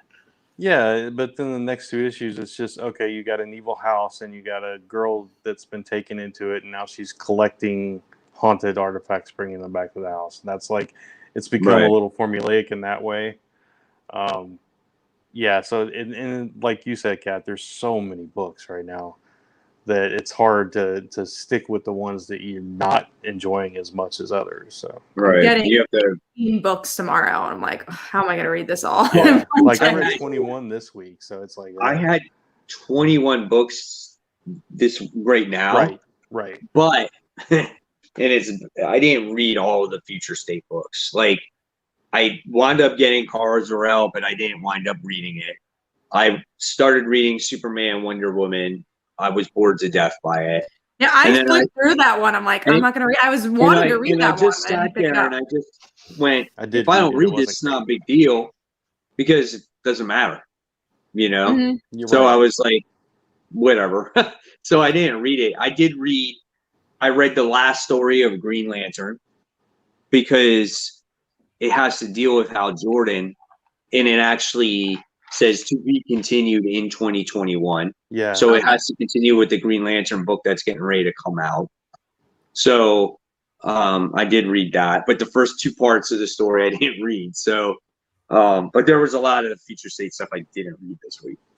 I read it all except for Kara. I didn't get that one. Man, but I only read Robin, Eternals. I read Teen Titans, Dark. All the ones we talked about were the only ones I read for Future State. And then next week, I think I'm getting like 3 of them. I will say I already read. I'll not spoil a comic, but spoil what I'm doing with the comic. I read Batman, Catwoman because I had to read some of the books early because I just have so many tomorrow. I was like, I need to read some of them early, so I read like some DC books, and I read Batman, Catwoman. I'm like, you know what? After this, I'm dropping this. Yes.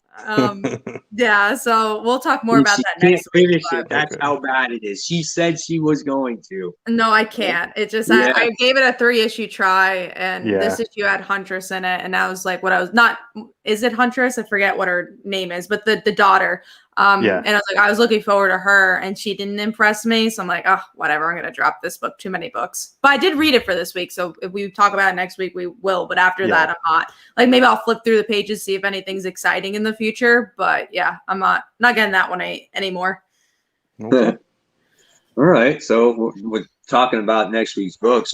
Let's go to it. Let's go to most anticipated, and I'll hand it over to Brant. Yeah, let's do it. All right, so speaking of Future State, we got the next Batman issue number 4. So that's the last one of that one, right? And I don't remember what the backup is.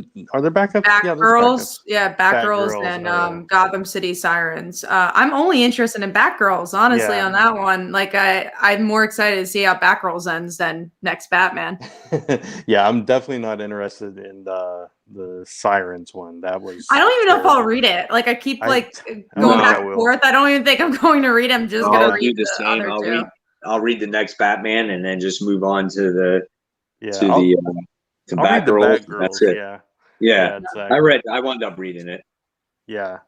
So I mean, I want to see how next Batman wraps up too, but it's I don't know where you can really go from there. Not much has happened. Let's see. We also got where'd it go? There it is. Nightwing issue number 2. So I like the first issue. He teamed up with Batman, right? And Yeah. And that team was up pretty actually good. like lasted a while. It was like most of the issues. That was Yeah. nice. Yeah, Yeah, so I that liked was it good. too. He used the old Arkham Asylum as his like Right. Batcave or whatnot. So that was cool. I liked the issue too. Yeah. And the artwork's And then- good for that, so I'm looking forward to that. And then the one Cat didn't like, Catwoman, number 2. Yeah, I'm not picking it up. Yeah, Mike and I enjoy. Are you getting it, Mike? Yeah, absolutely. I'm getting it. I liked it. I want to make sure that was Bruce Wayne in that train, and I want to see how like this kind of ties in to everything. Mm-hmm. Yeah, exactly. Me too. I really enjoyed the first issue, and then finally Shazam, which Kat, I think you're the only one that marked it actually. Yeah. Well, I didn't know I was the only one who marked it, but I like the first issue, so we'll see where it goes. I did read it. I thought you liked it too, Brian. I did, but it's when I was thinking about like what I'm most excited for, it didn't make the cut. Didn't land on it. Yeah. I like I said, I enjoyed the first issue, so I wanted to see where the second went. I'm also curious to see like, will Shazam have a home after this? Probably not, because his series got canceled. So like, does this matter? I don't know. Well, I mean, considering what happened in Future State, if they are tying all that in, maybe he'll pop up in Titans or something. Yeah, somewhere. true. I don't know. All right, moving on to some other books. We got the Immortal Hulk Flatline #1. I've enjoyed the one shot, so I'm interested to see what that's going to be all about. I don't know who's writing it. Let me see. Immortal Hulk Flatline issue. I don't even know what this one's about. Who like? I don't either. No, it, it's not. Okay, it's written by Declan Shelby, so different. He's going against some kind of different creature, or he's got. I forgot what it was. I remember reading the description, but I don't. Now I forgot what it was. It sounded interesting. Declan Shelby was 28 days later, I think. Oh, interesting. Yeah, I enjoy Immortal Hulk. I want to see what this one's about, and it's cool to get one shots sometimes. Just beginning, middle, and end type story. Yeah. Mike, you talked about this book a little bit last week, X-Men Legends #1. Yeah. So this is the one that I think Claremont and some maybe of the other writers have to deal with. And then you got Brett Booth, who does the artwork, at least I think in a couple issues to start with. He's doing the first issue, and Fabian Nicieza, who's done obviously co-created Deadpool, is doing this issue because I just looked it up. He also what's interesting about this one is that if it was another week, I think I would have tried it, but because I was getting so many books, I'm like, I don't think I care enough unless it was like a Kitty Pryde Chris Claremont issue. I don't think it looks very one-offy. It looks like, okay, if you enjoyed this era, pick up this issue. Right. Well, I'm picking it up because it's going to be that X-Men era. So that's right. And I want to see like when certain stories supposedly take place and what happened. So, and I think if you are kind of, jonesing from some classic X-Men, I think this could be a good, like, that palate cleanser, right? You're in that heavy grind of, your everyday weekly books, and then you get this. And it kind of just brings you back a little bit, clears your mind, and then you go back to the other books. I think that's, the way I'm going to look at it when I read this. Gotcha. Okay. And for me, I just want to plug this book, actually. Black Cotton #1 from Scout comes out tomorrow. And I actually designed the logo for this book. So if you want to support a book I had a hand in, go check that out. There we go. Gotta look at this logo now. Yeah, Brian Hawk, he wanted something that resembled Walking Dead, so that's kind of what I base it on. Oh, I like it. Yeah, thank you. Brian Hawkins is a really good writer. He's got books everywhere right now. I don't even like Black Box Scout. I think he's got some come out from Zenoscope. He's got books everywhere, so go check it out. And it's a cool concept too. It's like it's like if history was reversed, and I like back in I think like slavery days, where if the black people were the dominant race at that time, so it's kind of a revisionist history, kind of switch it around kind of thing. So it's a really cool concept. I'm pitching it totally terribly. He pitched it to me beautifully, and I'm butchering it, so I apologize, Brian, if you see this. But it's a really cool thing, and the art looks really cool as well, so go check it out. All right. Second Coming, Only Begotten Son, #2, Cat. I think you're the only one that reads this. Book is so good. You guys have to read it. Yeah, I love this book. Every issue just reminds me how much I love this book. Sometimes I'll pick it up, be like, oh, it can't be as good as I remember, and then it always is a slam dunk. So it's always a bright side in my pull list. Nice. And a book that we're all enjoying, Black Widow, #5. I feel like it's been a while since the last issue came out. Yeah. I think the last one was when the family got blown up, right? Yeah, it was a big issue. Yeah.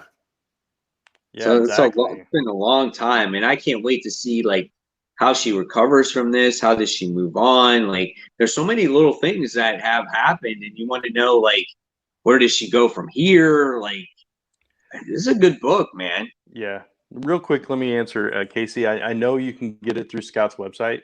They were posting about it on social media earlier today, that it is up there for order, so you can get it that way. But yeah, no, Black Widow, yeah, it's been since that. So I want to see what happens too. Like, did they survive?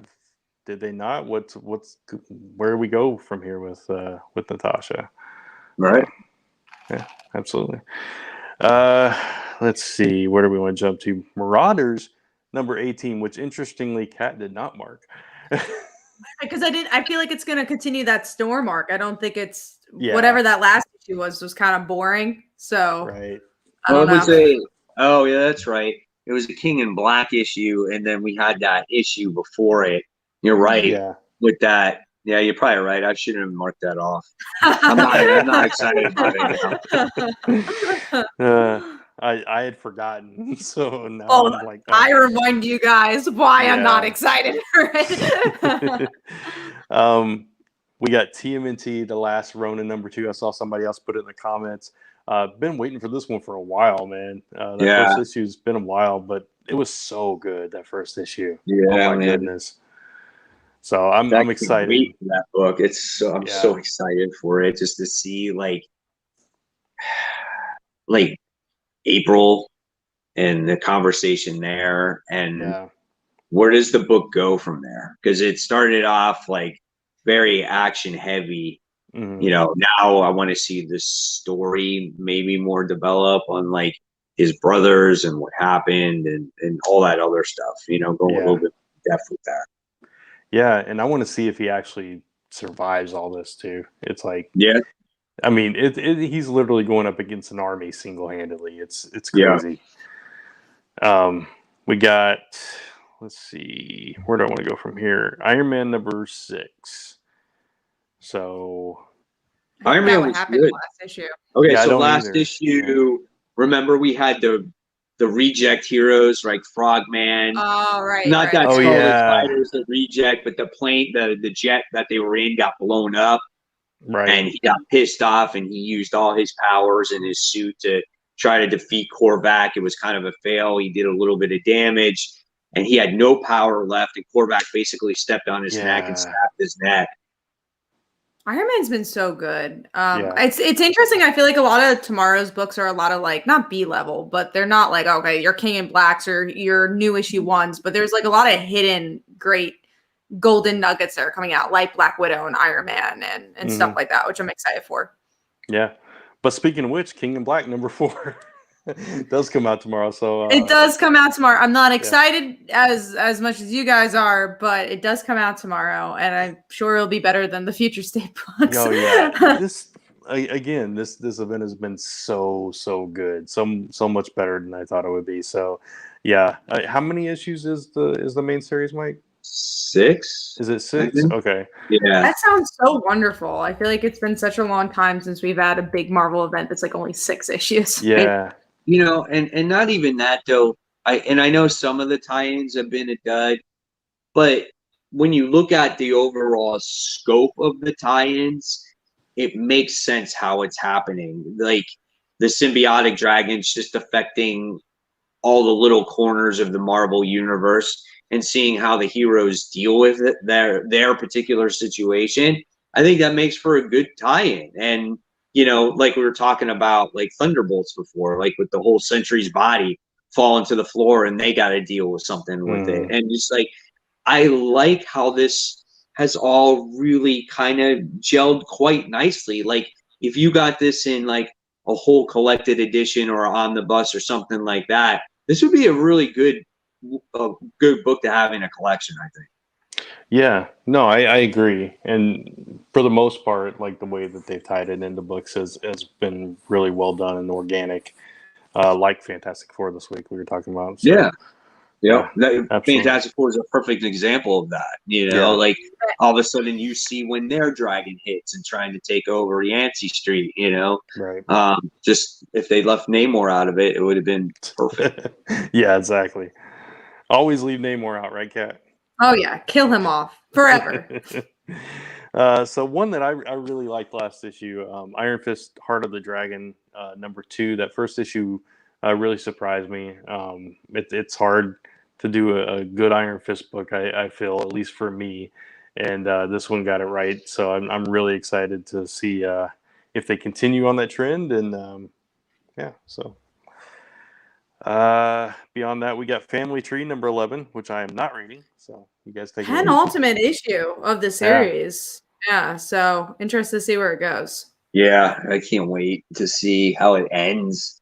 It's going to be weird, you know. I love this book. It's just such a quick read. It really is. It's very quick, which I also kind of like about it is that like when you have so many books to read, it's kind of nice just to read Family Tree. So much happens, but it is a smooth read. Yeah. Yeah. KC goes, Namor was a good way to help me fall asleep.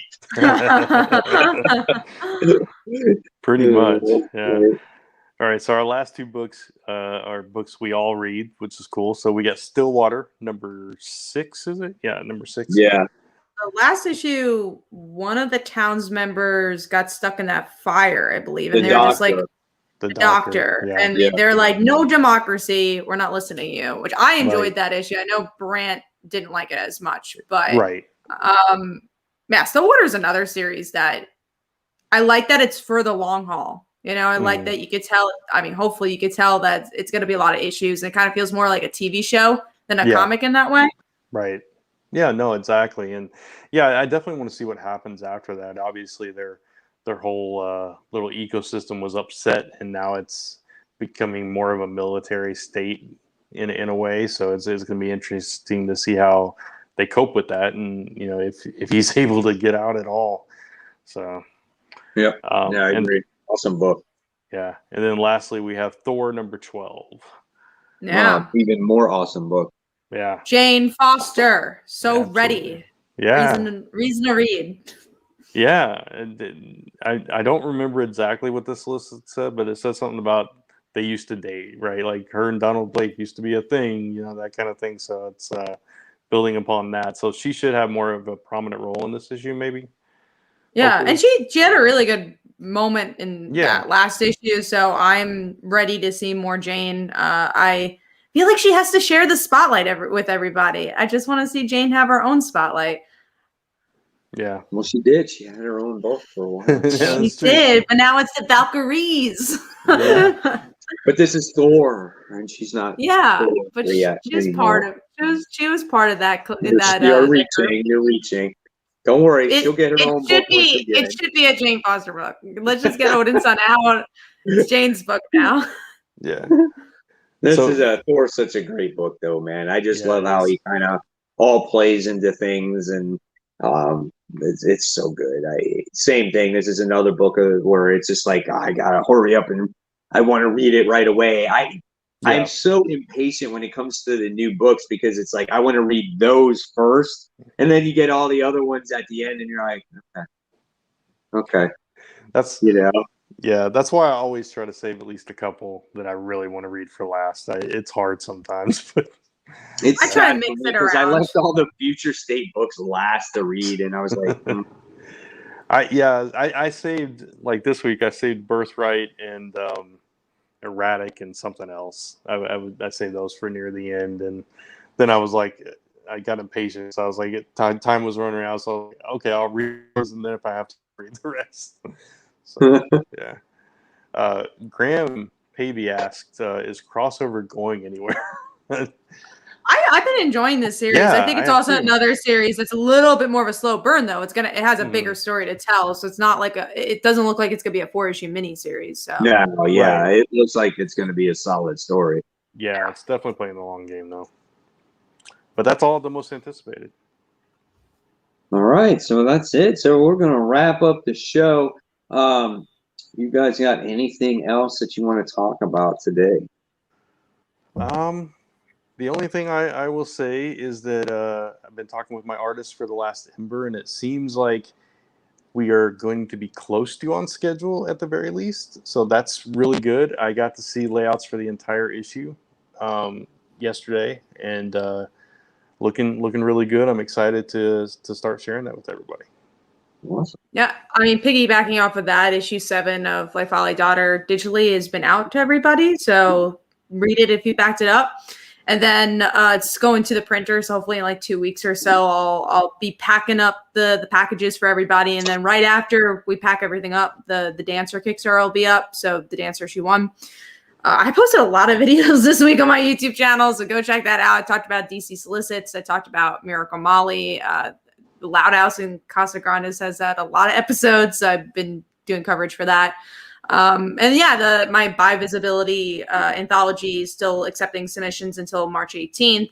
There's been a lot of great feedback for it, so hopefully you guys could go check that out. All retweets are thanked for sure. We're up to we're 5 favorites away from 300 favorites for the post. So Wow, definitely, nice. yeah, it's doing very well.